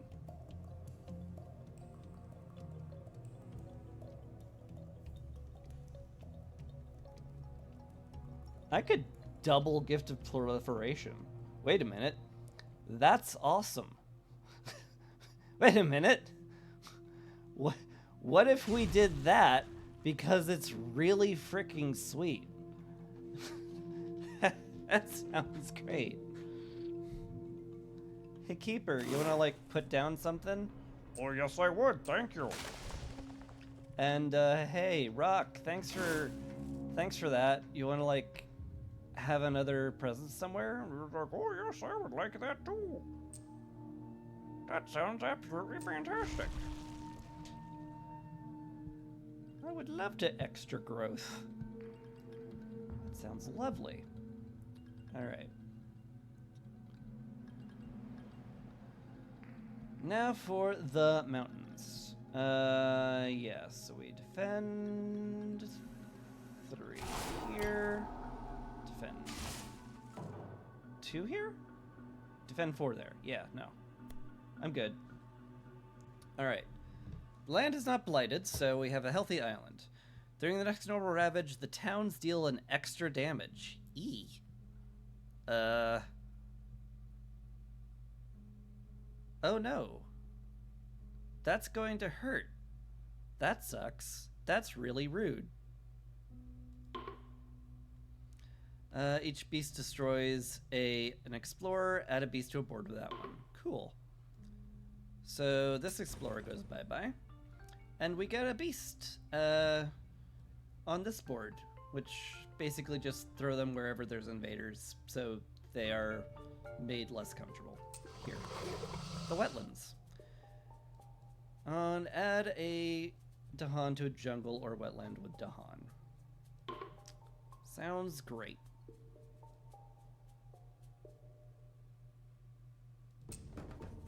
Seems fine there. Just more Dahan in the center? Sure.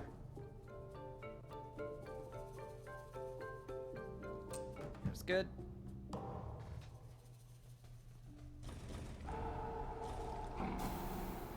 So yeah, this sucks. They killed off one of my presents because they managed to deal 2 damage. I had defended 4, and then they dealt 1 extra. I defended 3, and they were gonna deal 4 damage, but then they decided to deal 5 damage with that event, which is rude. Screw you guys. Anyway, we are allowed to ravage. Invaders build in wetlands. Do I prevent either of those? It would stop a town from from existing. That's certainly not bad, but I think I need my sacred site there.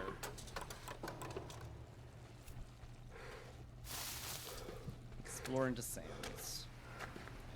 And they escalate. On each board, add a town or a blight. Ick. Ick, ick, ick.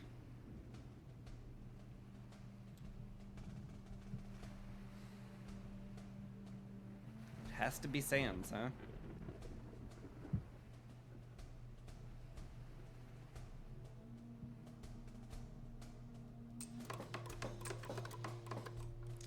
So I have to add a blight here. I do have Purifying Flame, though, so I can at least get rid of it. Which is something. Oh, wait. No, that kills a presence. Right. Never mind. Sorry about that. Can we go back? Thank you. I'd rather not have my presence killed over that.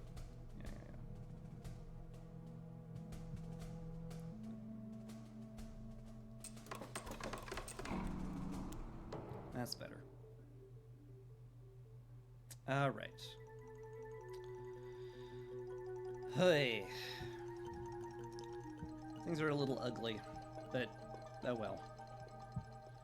Let's see. I've got 2 damage. Got quite a bit of damage here. Kill off the guys in the sands here. Wouldn't be crazy. Definitely, probably just want to kill this stuff though, right? So, deal damage, then just deal damage. Kill off a city. Seems like an okay idea.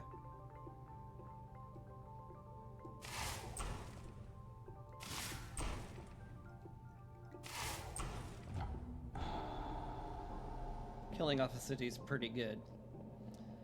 Can push a town. Do I care about that?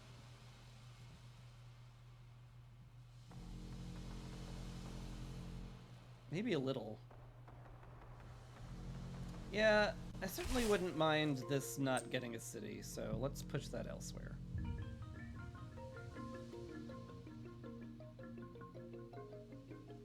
Over here, maybe? Sure. Now, Keeper. Keeper. What do I do with you?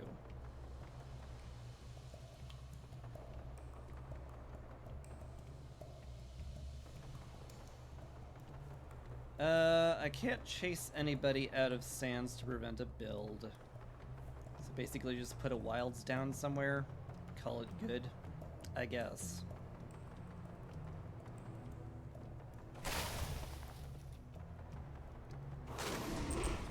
We're also going to crunch a town. Good.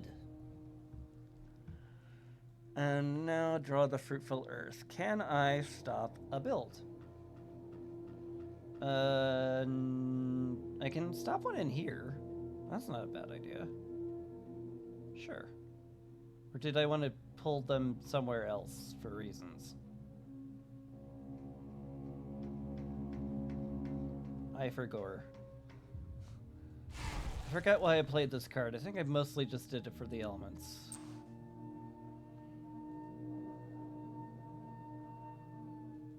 Just borrow these guys. It's fine. It's fine. Let's pull one over here too.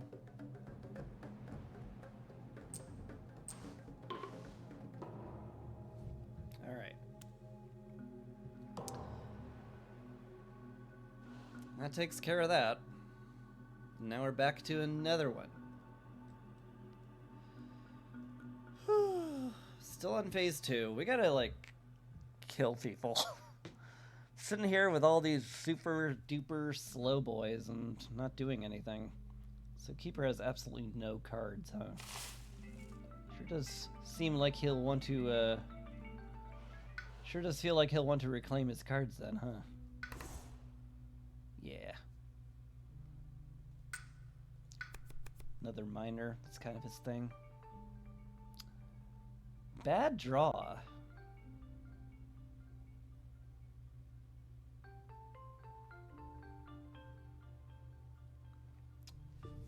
I mean, I guess I could get a moon.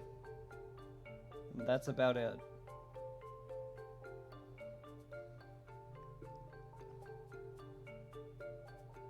I guess that's about it.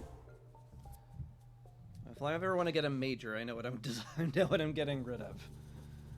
All right, and we add another presence. Just play my whole hand every turn. Is that where I'm going with this? Feels like it sometimes. All right. So what do I do about all this nonsense? It's pretty dangerous. Gotta defend 5, so that's like something. I guess I can just destroy a presence. It is a wetlands. I add them back really easily. So I guess I'll plan on that. We'll sap the Strength of the Multitudes here, so have the Dahan fight back, and that'll kill off a lot.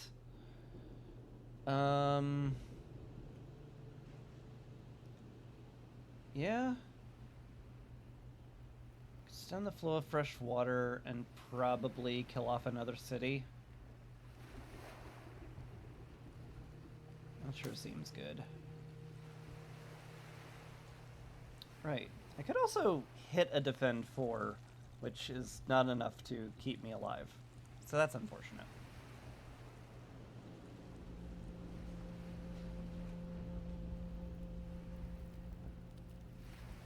Could also halt the build if I wanted to. No, I can't, because there's invaders there. I could hold it in there, though. I could creep into somebody else's board and be like, ha, guess what? They didn't build in here. Get wrecked. I'm lying again, though, because there's no Dahan in the deserts anywhere I can reach. So, never mind. Never mind.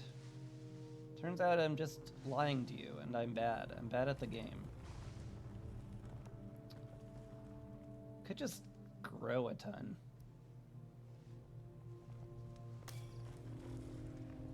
Certainly growing a ton is never bad. Gets me a nice defend 4. It's something. It is something. It should be okay.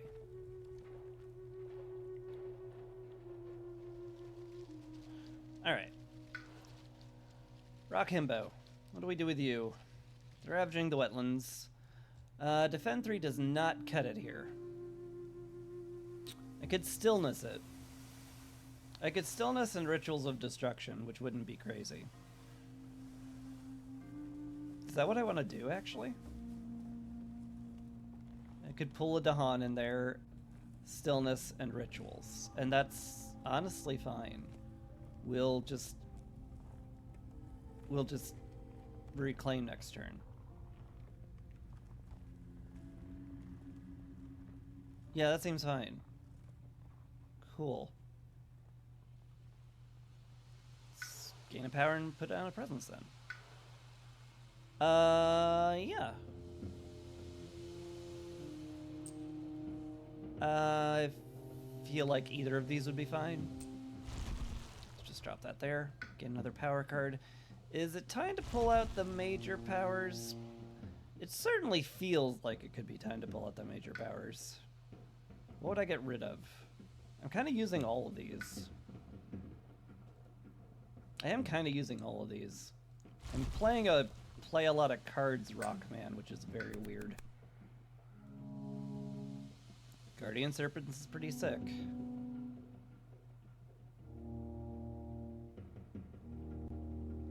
Has a lot of the things he wants. Remove Blight with Dahan, also very nice. Spur on Words with Fire is also pretty good. Trancing Apparitions is a defend.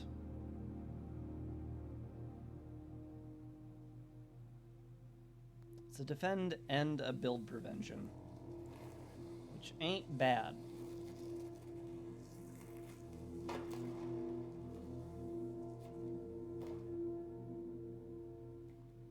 The problem is he has absolutely none of the elements I want. Well, Guardian Serpents has 2 of the elements I want and is also a defend. So as it turns out, that sounds way better to do. So yeah, we're gonna make this wetlands very sad. And that'll be the plan for that turn. Now for Keeper. Keeper, Keeper, Keeper. What do I do with you? We're going to ravage the middle there, so I'm definitely going to need my defend. Do I have my defend? I have a defend 4. That ain't enough. Am I gonna have to reclaim for Nature's Resilience? That would feel terrible.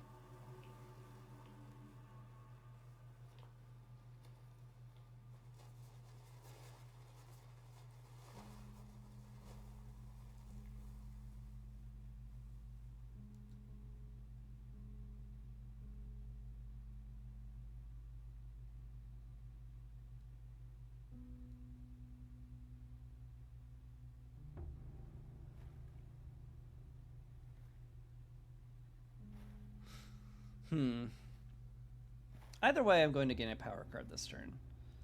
So let me do that. Maybe I'll get lucky and get a defend. Did not get lucky. Well, I sort of did. Defend 2 is 6 enough.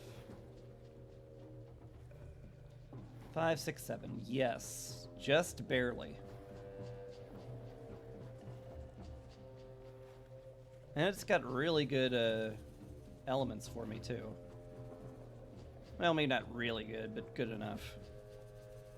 Okay. Good enough. That means I could just go ahead with my plan from last turn, which is just grow here. And then grow again. We chase the Dahan out. Okay.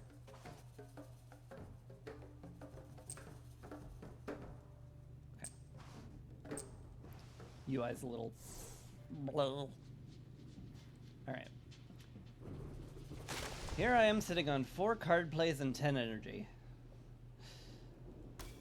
This should be fun. Alright. We'll defend all of that in there. That should be good. Then I could kill off a city. Sounds awfully nice. Yes, let's play the kill a city card. That would be lovely. I think I can kill off 2 cities, actually. That's fun. What else can I do then? Could grant someone a minor power. I could clear the blight. I can clear blight. I do like clearing blight in general. What would that get me? That would get me a lot. This is quite the strong turn.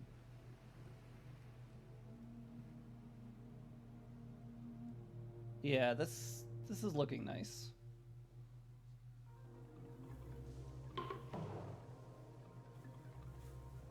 All right, so we defend as much as we can there. Isolate the land. That's always fun. Good, good. Spread of rampant green. You also need to defend. You need to do some defenses. Sap the strength of multitudes there. That'll be fine. I think I'm just going to prevent the ravage here, so I'll just extra defend there just in case an event makes everything terrible. And then I gift a proliferation twice, I think. Oh no, I didn't play another. I didn't play a green. So who gets proliferation?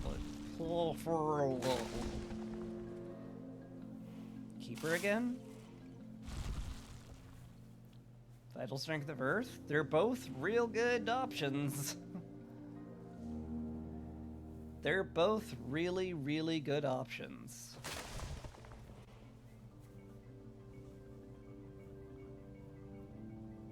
I think I'll do Vital Strength here. Get him another Sacred Site over there, just in case. Okay, good. Now then, we will call to isolation that. Oh wait, yeah. Sorry, I wanted to.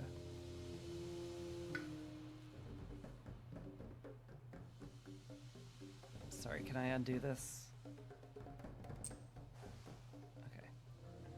Now I think I can undo it without undoing my entire turn. Okay, good. So yeah.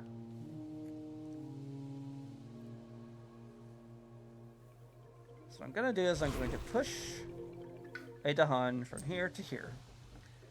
Going to stillness it so that it does not ravage. And we're gonna Rituals of Destruction that. And we're going to kill a lot of dudes. This is going to be quite the destructive turn. Hopefully the event doesn't get in my way. Distant Exploration. We're still only at Sphere level 1, huh? During Explore Step, explorers invade at +1 distance. Not the end of the world. I'm pretty sure they were exploring everywhere anyway. Alright. 1 fear per land where Dahan outnumber invaders. Oh my god, that was a lot. That was quite a lot. Ooh, lands with the Hunt has extra defense. That ain't bad. Yep. I would like to prevent the Ravage here. This I don't care. Allow that Ravage. Good. This I want to prevent the Ravage, though. Excellent. They build on the sands, which is a lot. And then they explore into the coast. The range did absolutely nothing. Hilarious. Alright, now we slow power. So we're gonna Ritual Destruction this and kill off everybody. That's pretty good. Stem the flow of fresh water. Do I want to kill these guys instead of others? That actually seems fine. This is a mountain, so I'm going to be able to do 2 damage to that. I'm going to deal damage to that. Wait. Oh, it's deal 1 damage to each. I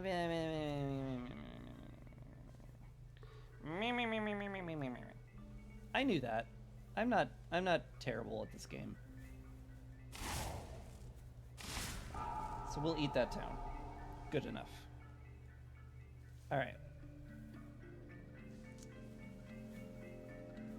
I shall Purifying Flame that blight, and now we're going to kill people. Let's see. I appear to have 6 damage for this land, so we're going to kill them. All of them. Because they're in my land. And my lands are forbidden, so get wrecked. Reading is probably the #1 source of errors in playing in person with physical game.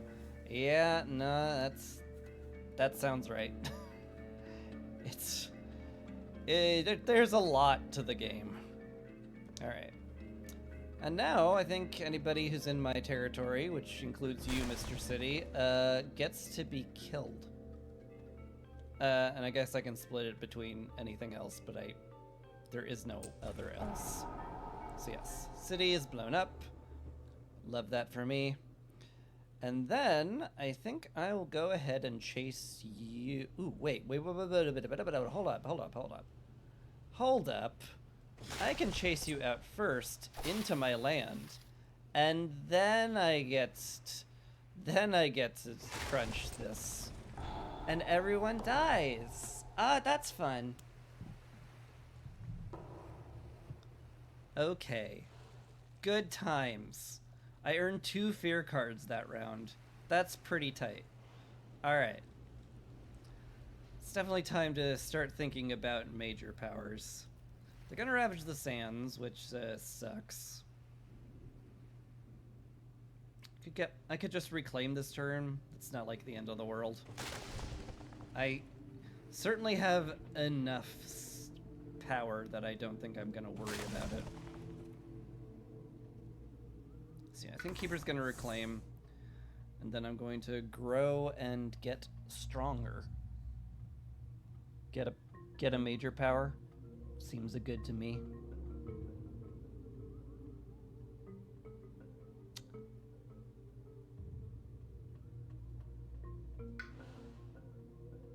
I do like it. Yeah, let's grow in there. 5 reclaim 1, is it time for that? I have a lot of cards. And the reclaim 1 is really helpful. It's hard not to do that. Alright. Alright. What's my hand look like? What do I not care about? Gosh, all of my cards are kind of awesome.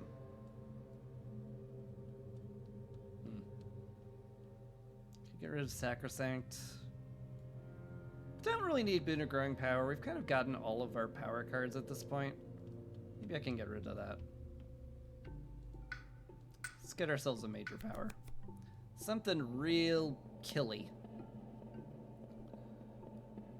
Poison Land adds a blight.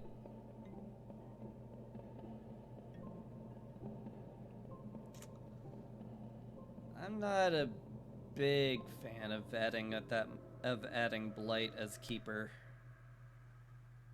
Manifested Incarnation is an absolutely absurd amount of fear.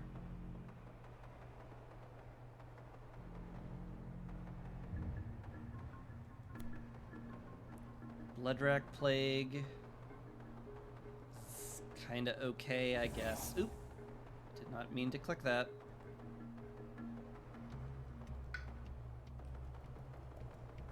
Meant to right click it. It's my bad. Game, this is getting a little hard to, it's getting a little hard to click on, not gonna lie.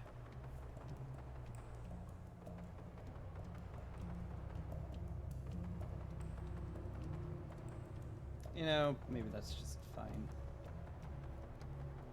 Where's my...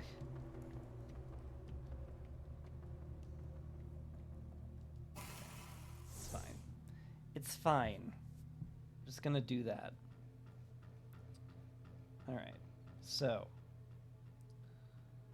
I'm gonna use Nature's Resilience for this. 5, 6, 7, so that's fine.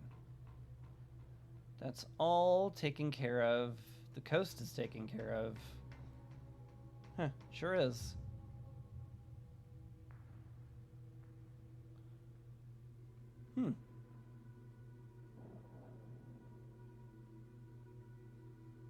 Add 1, gather up to 1. I mean, I could put some tigers in there. It's not the worst idea.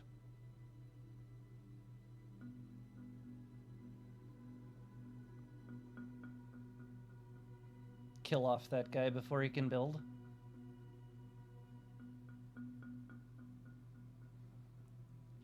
Be really nice if I could chase them into my lands, though.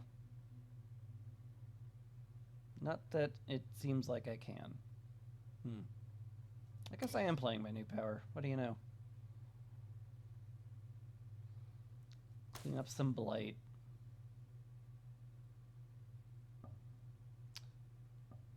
If I isolated that, that would probably prevent the next Explorer, too. That sure sounds nice.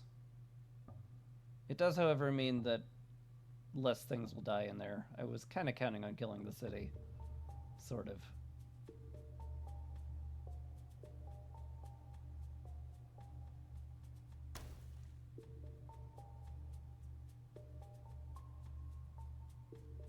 I could push more Dahan in there.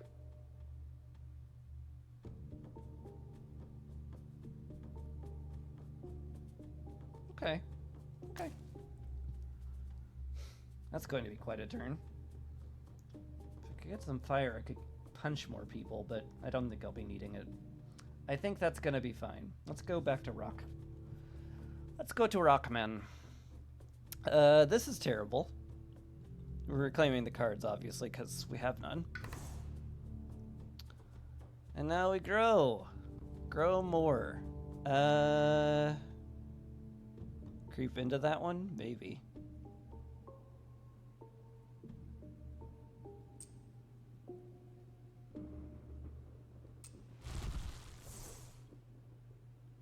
It's good enough. I guess we can stillness that land. I'm gonna have to do something about killing it.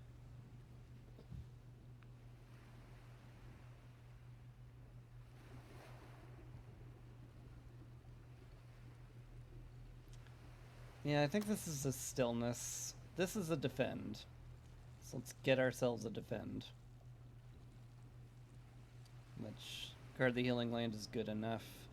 Would love it if I could get some Dahan in there fast. I could call to isolation one of them. That'd let me at least kill a town, which is not nothing. If I get the right elements, maybe I could repeat that. I do have 2 more card plays.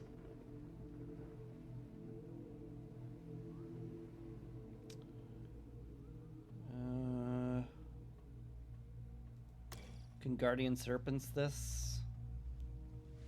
That would get us plenty of defense. That would would be nice. And if we get a Dahan in there, I could do 2 damage, which would be nice. Just that. We're just reclaiming again. Just gonna reclaim every turn at this rate? Maybe. Is that my turn? I guess that's my turn for him. Anyway, spread, let's get your last presence there. And then pick a thing. You sure can do a whole lot, can't you? Let's see. Ravaging the Sands, that's taken care of. This one is not taken care of. I don't really have a way to solve for it. I mean, a reclaim? I could use another power card anyway. Could also just gain a power card, but I've got plenty of energy. Just reclaim and get another power card? Why not?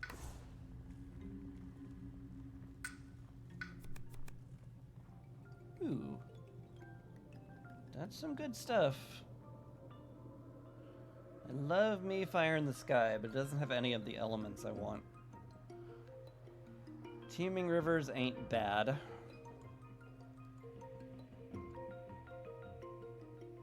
This clears off Blight, which is always lovely. 2 damage and push. I mean, that does let him kill towns. It does have green on it. Sure. Good enough. Alright, spread rampant green. What are we going to do? Let's see.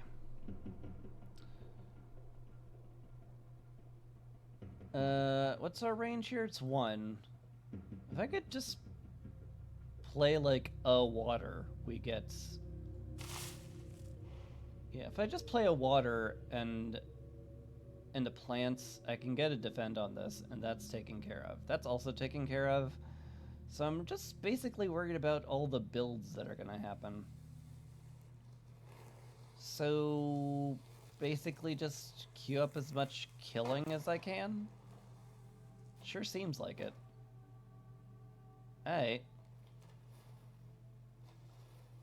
We'll do the stem the flow of fresh water. We'll do rouse the trees and stones. Does let me defend 2, which is enough to prevent that.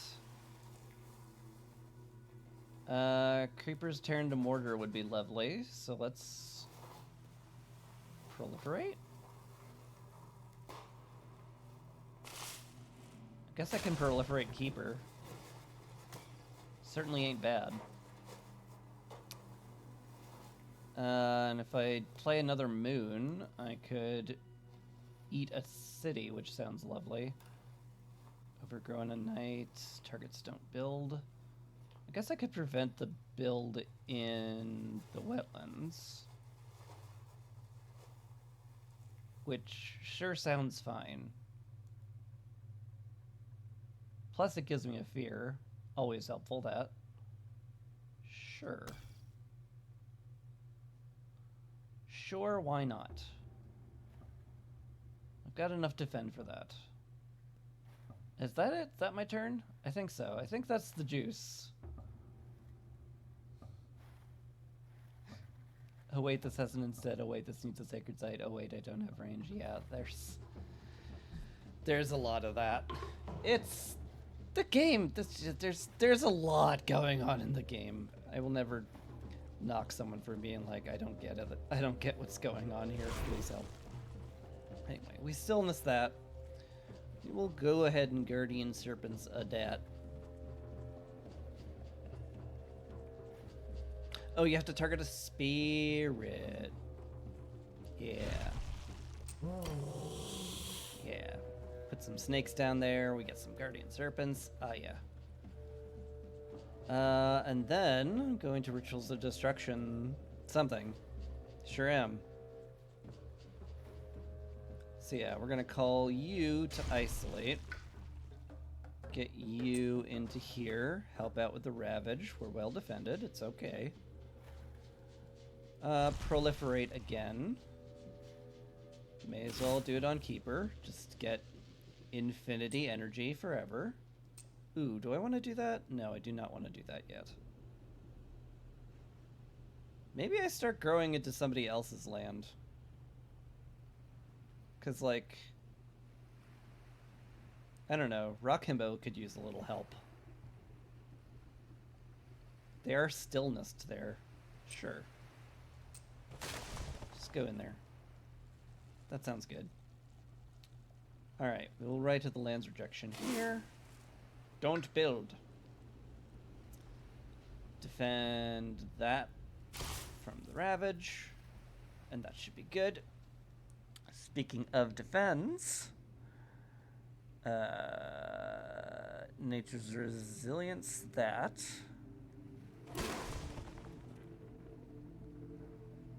Going to elusive ambushes this too. I'm gonna deal a damage to that city, I think. And then as for tigers hunting,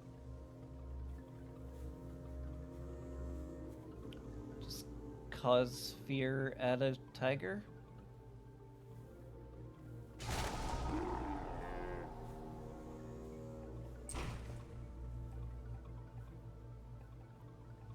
I don't want to push it, so we're done there. Then we Sacrosanct Wilderness. I believe I wanted to push some more Dahan in there. But from where, Chris? But from where? This land is blighted. You can't use Sacrosanct Wilderness as blighted land. That's not your thing. Good point, me. I guess I didn't think about that very clearly, did I? What was my plan? Was it just that? Try to get Dahan in there, but then I was like, oh, but you can't, lol. That sure sounds like it. That sure sounds like me.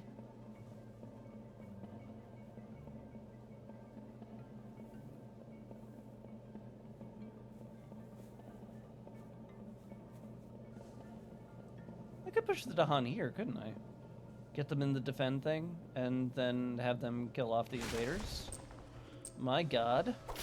It was useful. I'm a genius. Alright, Healthy Island. Inland land on each border, place an explorer with a town. I see.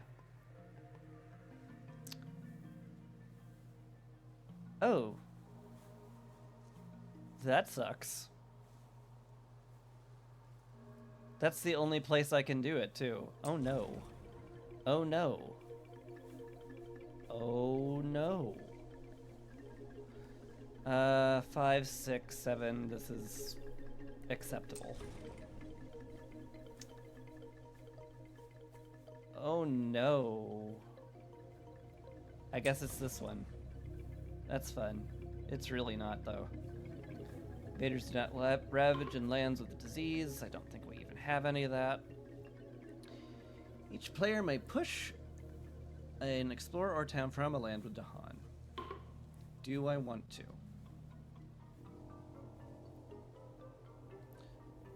No. No. No.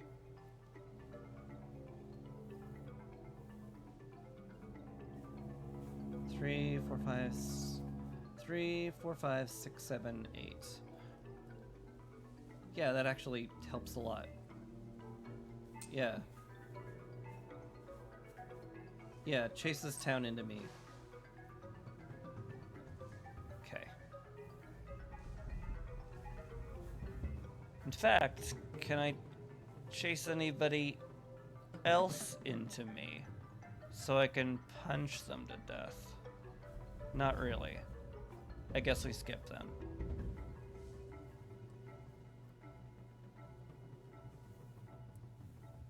Yeah, sure feels like it. Okay. Okay, right. Now our 2 fear cards. Let's see how that works out for us. Remove a town / explorer from an inland land. Not bad.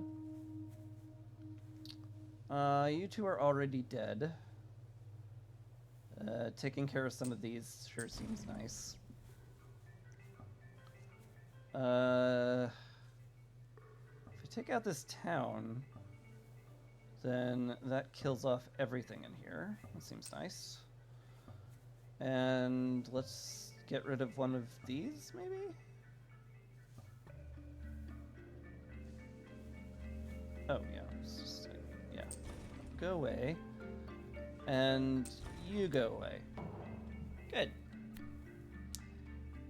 Each player may gather a town / explore into a coastal land. Defend 2 in all coastal lands. Interesting. I could gather another explorer into there and kill it. That's a thing, I guess.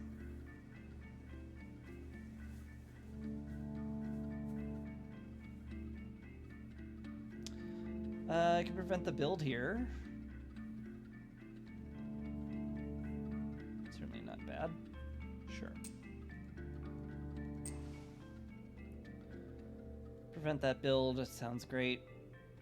Prevent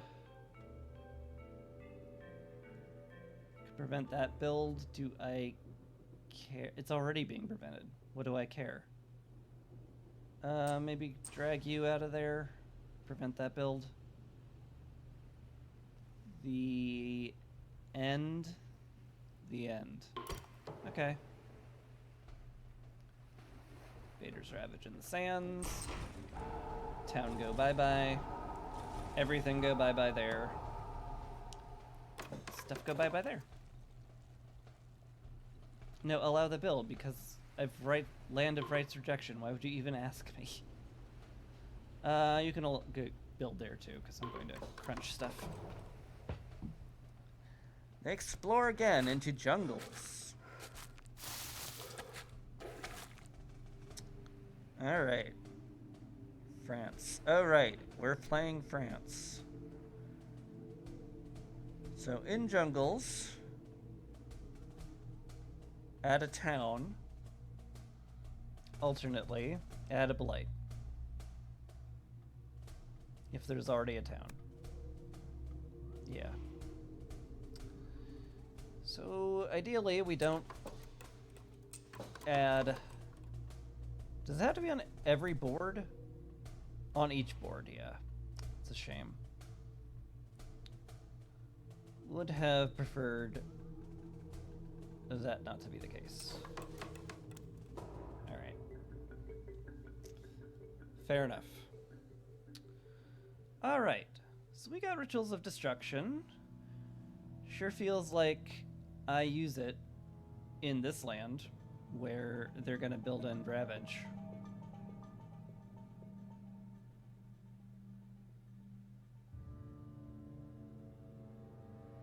Yeah, seems good.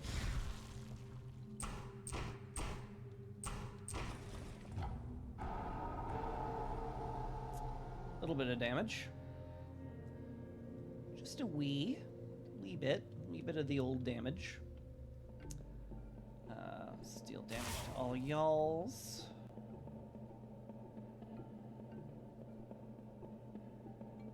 Deal damage to all y'alls. Deal damage to all y'alls.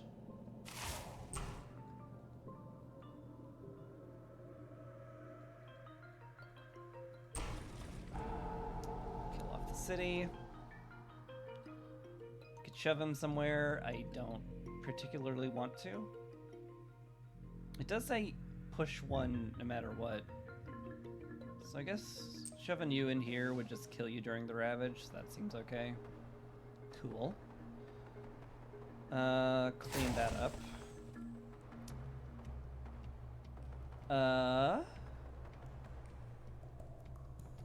Crunch the town.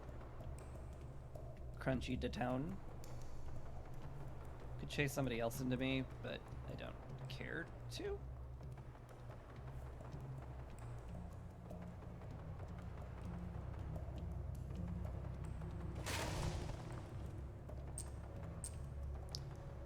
Let's chase you elsewhere. Grissom Wild's there. And, Crunchy the town.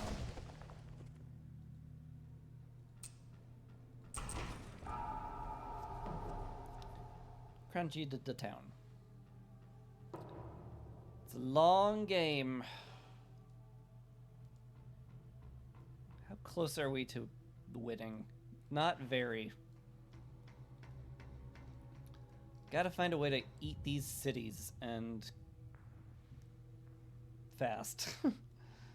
It's a rough game. Click on a discard pile. Card.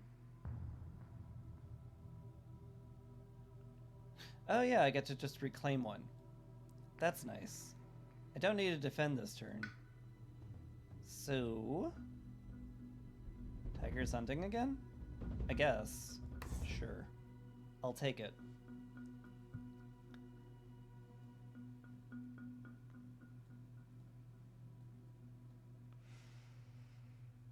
Huh.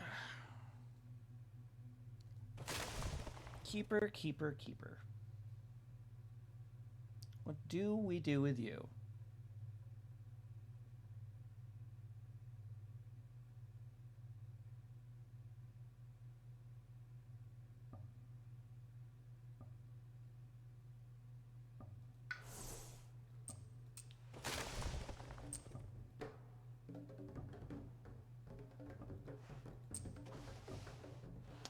Chases Dahan in there. There's just this is the only place the Dahan are allowed to live. And then I guess I just get a power.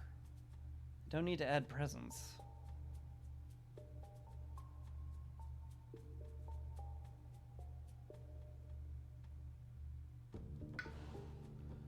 If I have any powers I don't particularly care about. I can get rid of Confusing Mist for a major. Let's do that. Give me something actually good this time. Jungle Hungers can do something. Strangling Firevine can also do something. Add one damage per wilds. That can go kind of nutty. This 1 damage per wilds in an adjacent target land. Jungle Hungers is nice and straightforward, where I can just eat stuff. It is nice and straightforward.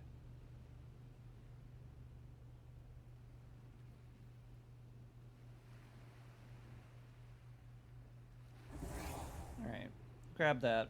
Get rid of Confounding Mists. Cool. Sure does feel like I just punch things to death now.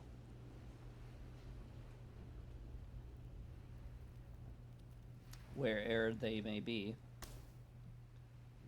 Hi, Sneakbird Priestess. It is Spirit Island. It's my favorite board game ever. It's so good. Let's see. Jungle Hungers. Why not? I'm sure I'll find a place to use it. Let's see. Don't need to defend anything. I basically just need to activate my second power, so I just need to play a fire. Purifying Flame, is that useful anywhere? No. We're actually doing amazing on Blight. Like, super duper amazing. Like, we're gonna end up with less Blight than we started with. Let's play Rolling Bog just for the fire.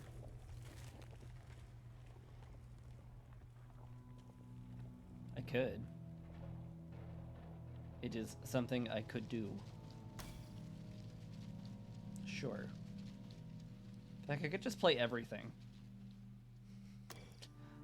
I do have that many card plays now. I am fully grown. We are at that point where things get really silly.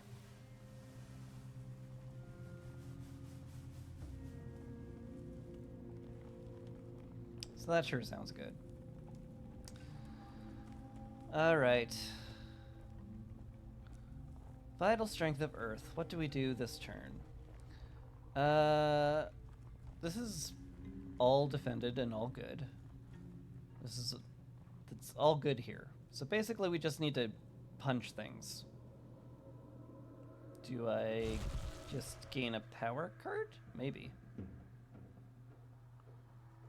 Mayhap it is time to fish for a major and just try to stomp them. Sure does feel like it would be time for that. Let's go grab one.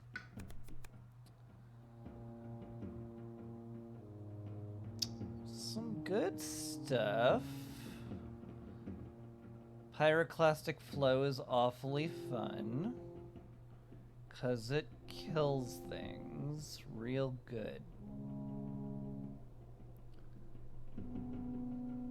I don't think Vital has enough air to get that to really pop, though.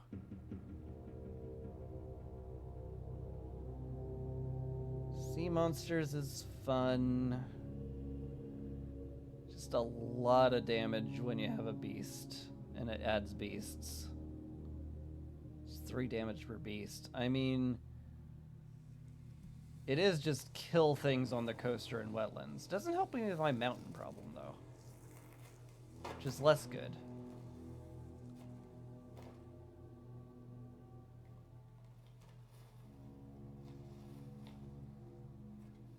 I really need something that kills cities. None of these really let me. Could add strife and disease, which is not bad. Maybe I can just do Sea Monsters. Let's just do Sea Monsters. It's a fun card. I will get rid of something. Draw the Fruitful Earth, yeah. I hate thinking about how to use that. And that's my entire reasoning. Alright. So yeah. That's taken care of, that's taken care of. I guess we're playing these. I guess we can play everything. Is it useful to play it anywhere else? It's a pity these wetlands are so far away. That would have been nice if I could have. Do I just play that to add a beast? That seems terrible.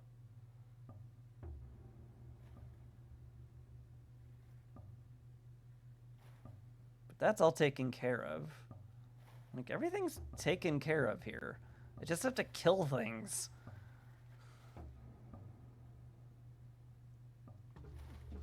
I think 5 energy add a beast is just, like, a very poor idea. So maybe I just do not do that. Let's not. As it turns out, I'd rather not. Alright. Great work, all your presence is in play. Click the reposition on island button to move a presence from anywhere on the island instead. Yeah, but I can pull these off of the board now. What do I want to do with you, Greek Keeper? Ravaging the coast, that's fine. It's all fine there. If they're gonna build it in the jungle, sure would love it if I killed things in the jungle. So what do we do to kill things in the jungle? What do we do to kill things in the jungle? All of my kill things cards are asleep right now. Could play 2 moons, kill off a town. It's something. No one needs proliferation anymore, which is hilarious. Could just grab a card, gain a power card this turn, or reclaim. If I want to gain a power card, I may as well just reclaim everything. It's not like I need any more presence. Yeah. Why not? Why not? Can I fish for a major now? I mean, I do have a lot of energy to spend. It certainly feels like it could be time. Could start getting rid of Gift of Proliferation because everybody's fully grown. That seems okay. Scrap a major power. Pillar of Living Flame is real sick. Tsunami's also really sick. It's only coastal though.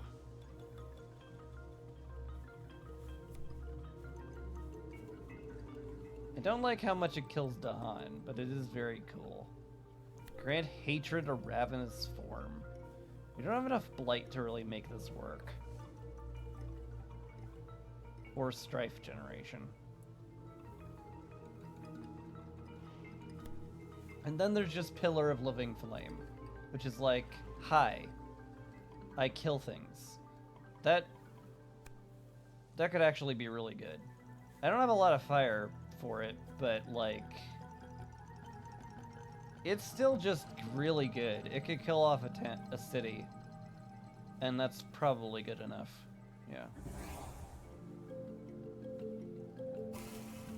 Alright, so we'll play that. Probably kill off this city in here.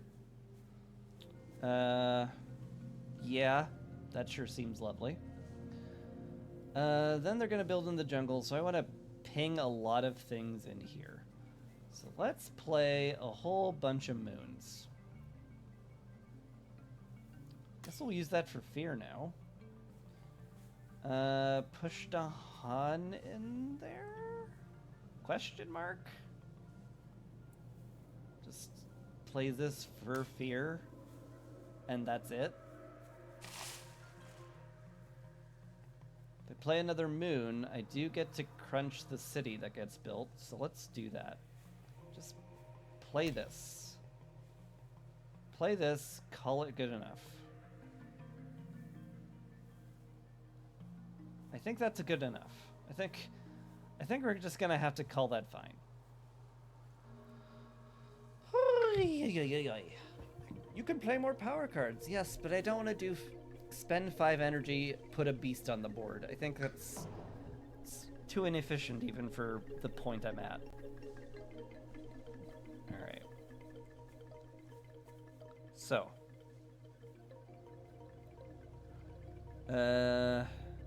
I don't need defends, because they're all defended. They're ravaging the coast, so I think I'm very just doing that. Giving green a bunch of energy, calling that a day. Green! I want to do some stoof. Prevent a build. There's no Dahan in there is the problem.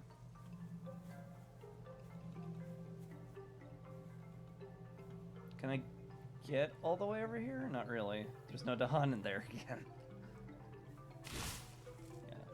Invaders do not build. Get a fear. Good. Let's get some fear in there. Sounds lovely. And as for the Ravage, they're all taken care of, but why not just play that for fear?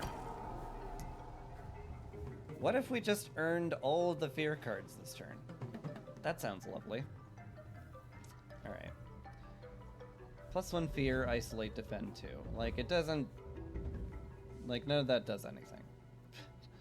But I guess I'll use it anyway. Cool. Be isolated. Tiger's Hunt. Is there a more useful place I could put this? Not particularly. Wish I could reach the other guys' board a little bit more.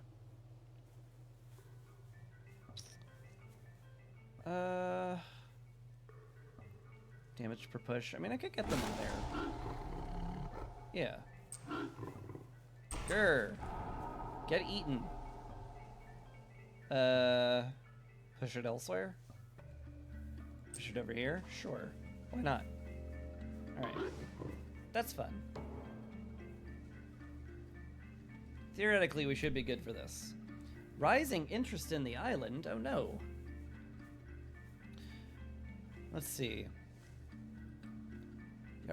Your island is unlike anything the invaders have seen. The leaders begin to take interest in the strangeness. You may either return the top card of the invader deck to the box, which means I lose a turn before losing, And we add towns to places that have no towns. Sounds bad. On the other hand, we can weave lies in the minds of the invader. Return the top fear card to the box, which means I would get closer to a fear victory. But towns and cities do extra damage during the ravage. Does that affect anything? The answer to that is no. So it sure feels like we weave lies and we just pay a lot of energy from our very large stock of energy. So yeah, Rock Himbo. You got like plenty. So yeah, pay energy. You can pay like a lot, though we need a lot is the thing. Keeper and Himbo have really strong energy regeneration, so yeah. You, okay.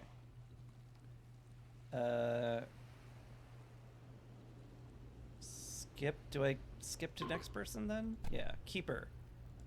You can pay for the rest of it. And now we're at Terra level 3. Fun! We just have to kill off the cities. Can I do this this turn? Maybe. Add a tiger to a jungle without blight. 1 fear if invaders are present. Cool. Here. Sure. Add a fear. Here. Add a fear. Sounds good. Add a wilds to a land with Dahan. That's fun.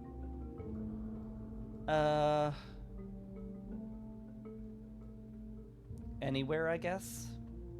Sure. Here.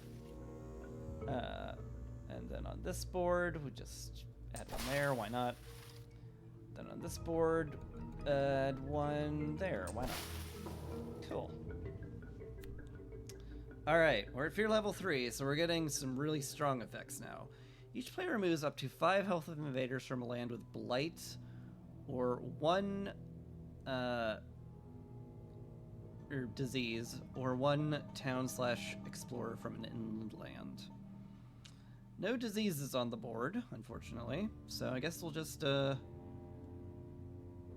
is a remove. So I think we'll just take that one out for convenience, take that one out for convenience, and that one out for convenience. Cool. What else are we getting? Deal 2 damage per Dahan in any land. Oh. Oh, really? Oh, really now? That seems good. I can kill a bunch of those guys off. Why not?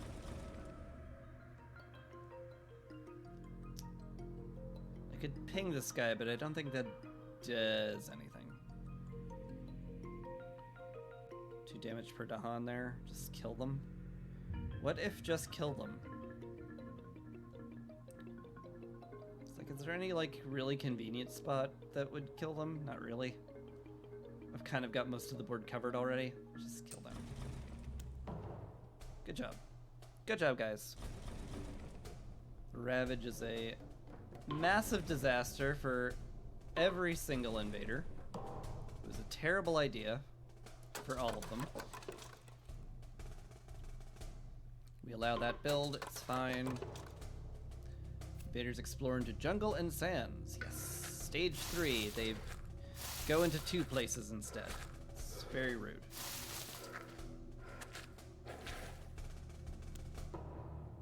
Alright. Slow phase.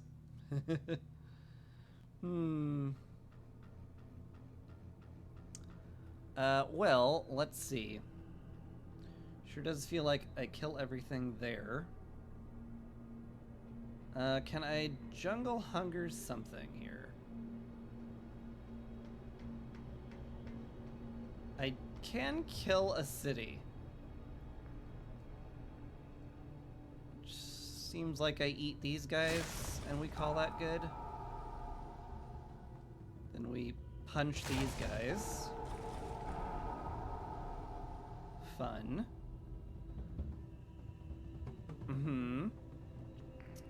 Gonna go ahead and put some wilds into, let's say, here. chase you into there. Then what we're gonna do is we're gonna kill everybody in there. Keeper's board is nice and clear again. And I believe this just does nothing. Sure doesn't. It's like, yeah, do nothing. Good job. Anyway, Pillar of Living Flame. Let's go destroy a city. That's pretty good. And then we will eat a town. But which one, Chris? Which town do you want to eat? I guess the one in the jungle here? Sure.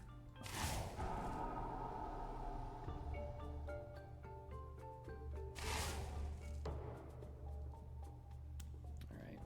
Literally just this city left. If we can kill in the fast phase, we win. Can I do that? I don't know. Maybe. If I reclaim on Spread of Rampant Green,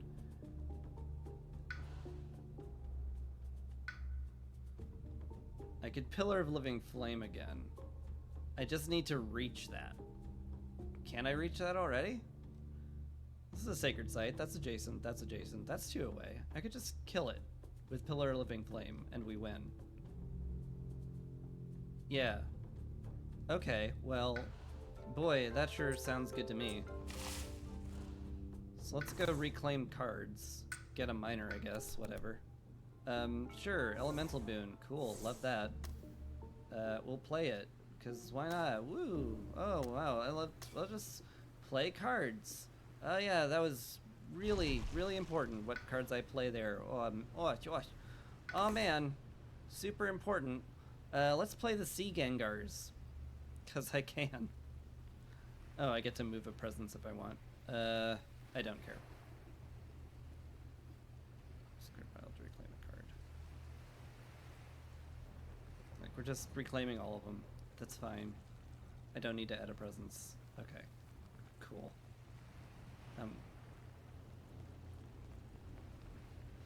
I don't particularly want to move any.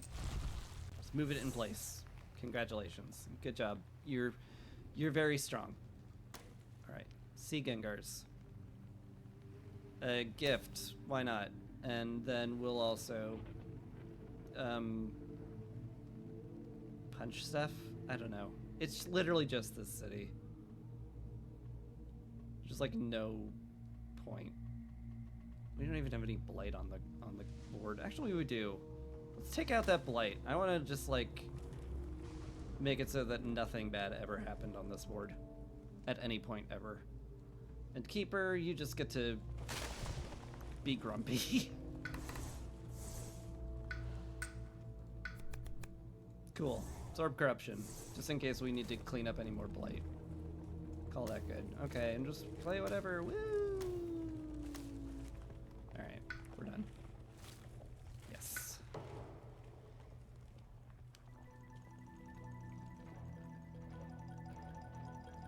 Alright, it's a slow power. Wait a minute. Wait a minute. There could be something actually bad happening. Oh no. That's fine. All of our jungles are defended. There's like really nothing at all I need to worry about at any point.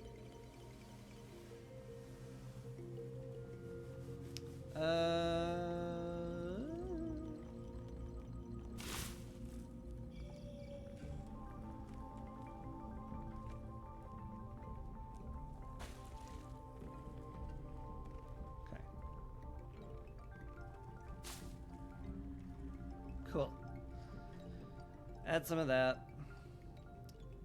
Just fear more people. Just more fear.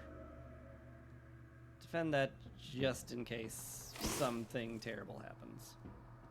The end. Cool. Oop. What else do I want to do? Oh, this, right. Sure. We'll just add some wilds here. Just in case. Then we'll do a damage somewhere. Anywhere. Doesn't matter. Wait, do I actually have a place I can do this? Not really. Okay, well, whatever. We're defending. Give me an event. Place a town instead of an explorer when exploring. And also, yeah.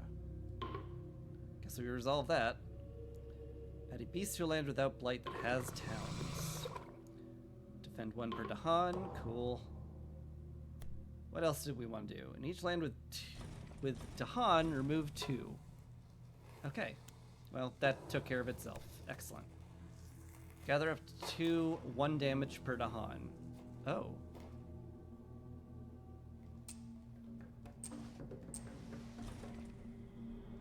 Can I do that again? In the same land? No? Oh. But I wanted to. But that would have been really cool.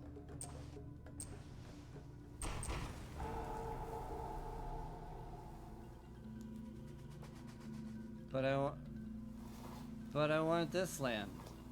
Do this land. Please? They're not going to. That makes me sad. Okay. Guess we'll just eat them. There's no invaders left in the jungle. It's literally just this singular city. Click a land to explore in it. What? Just go wherever. Oh, right. I have to put towns down now. It's fine. Look, it's all gonna be fine. Okay. Go into my territory, please. Thank you. Go in there. Cool.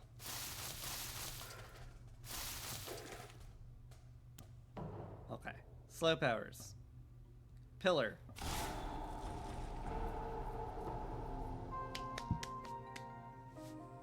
Excellent.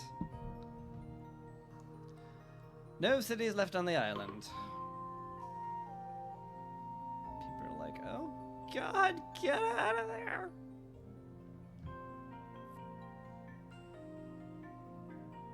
GG. The invaders are deeply afraid and no cities remain to turn to for refuge. The remaining populace swiftly evacuate the island. I did it! I did it! How much longer did I have? I had 3 turns left. Okay, so it wasn't... I didn't cut it too close. It was a very long game, but what did I expect with 3 incredibly slow spirits?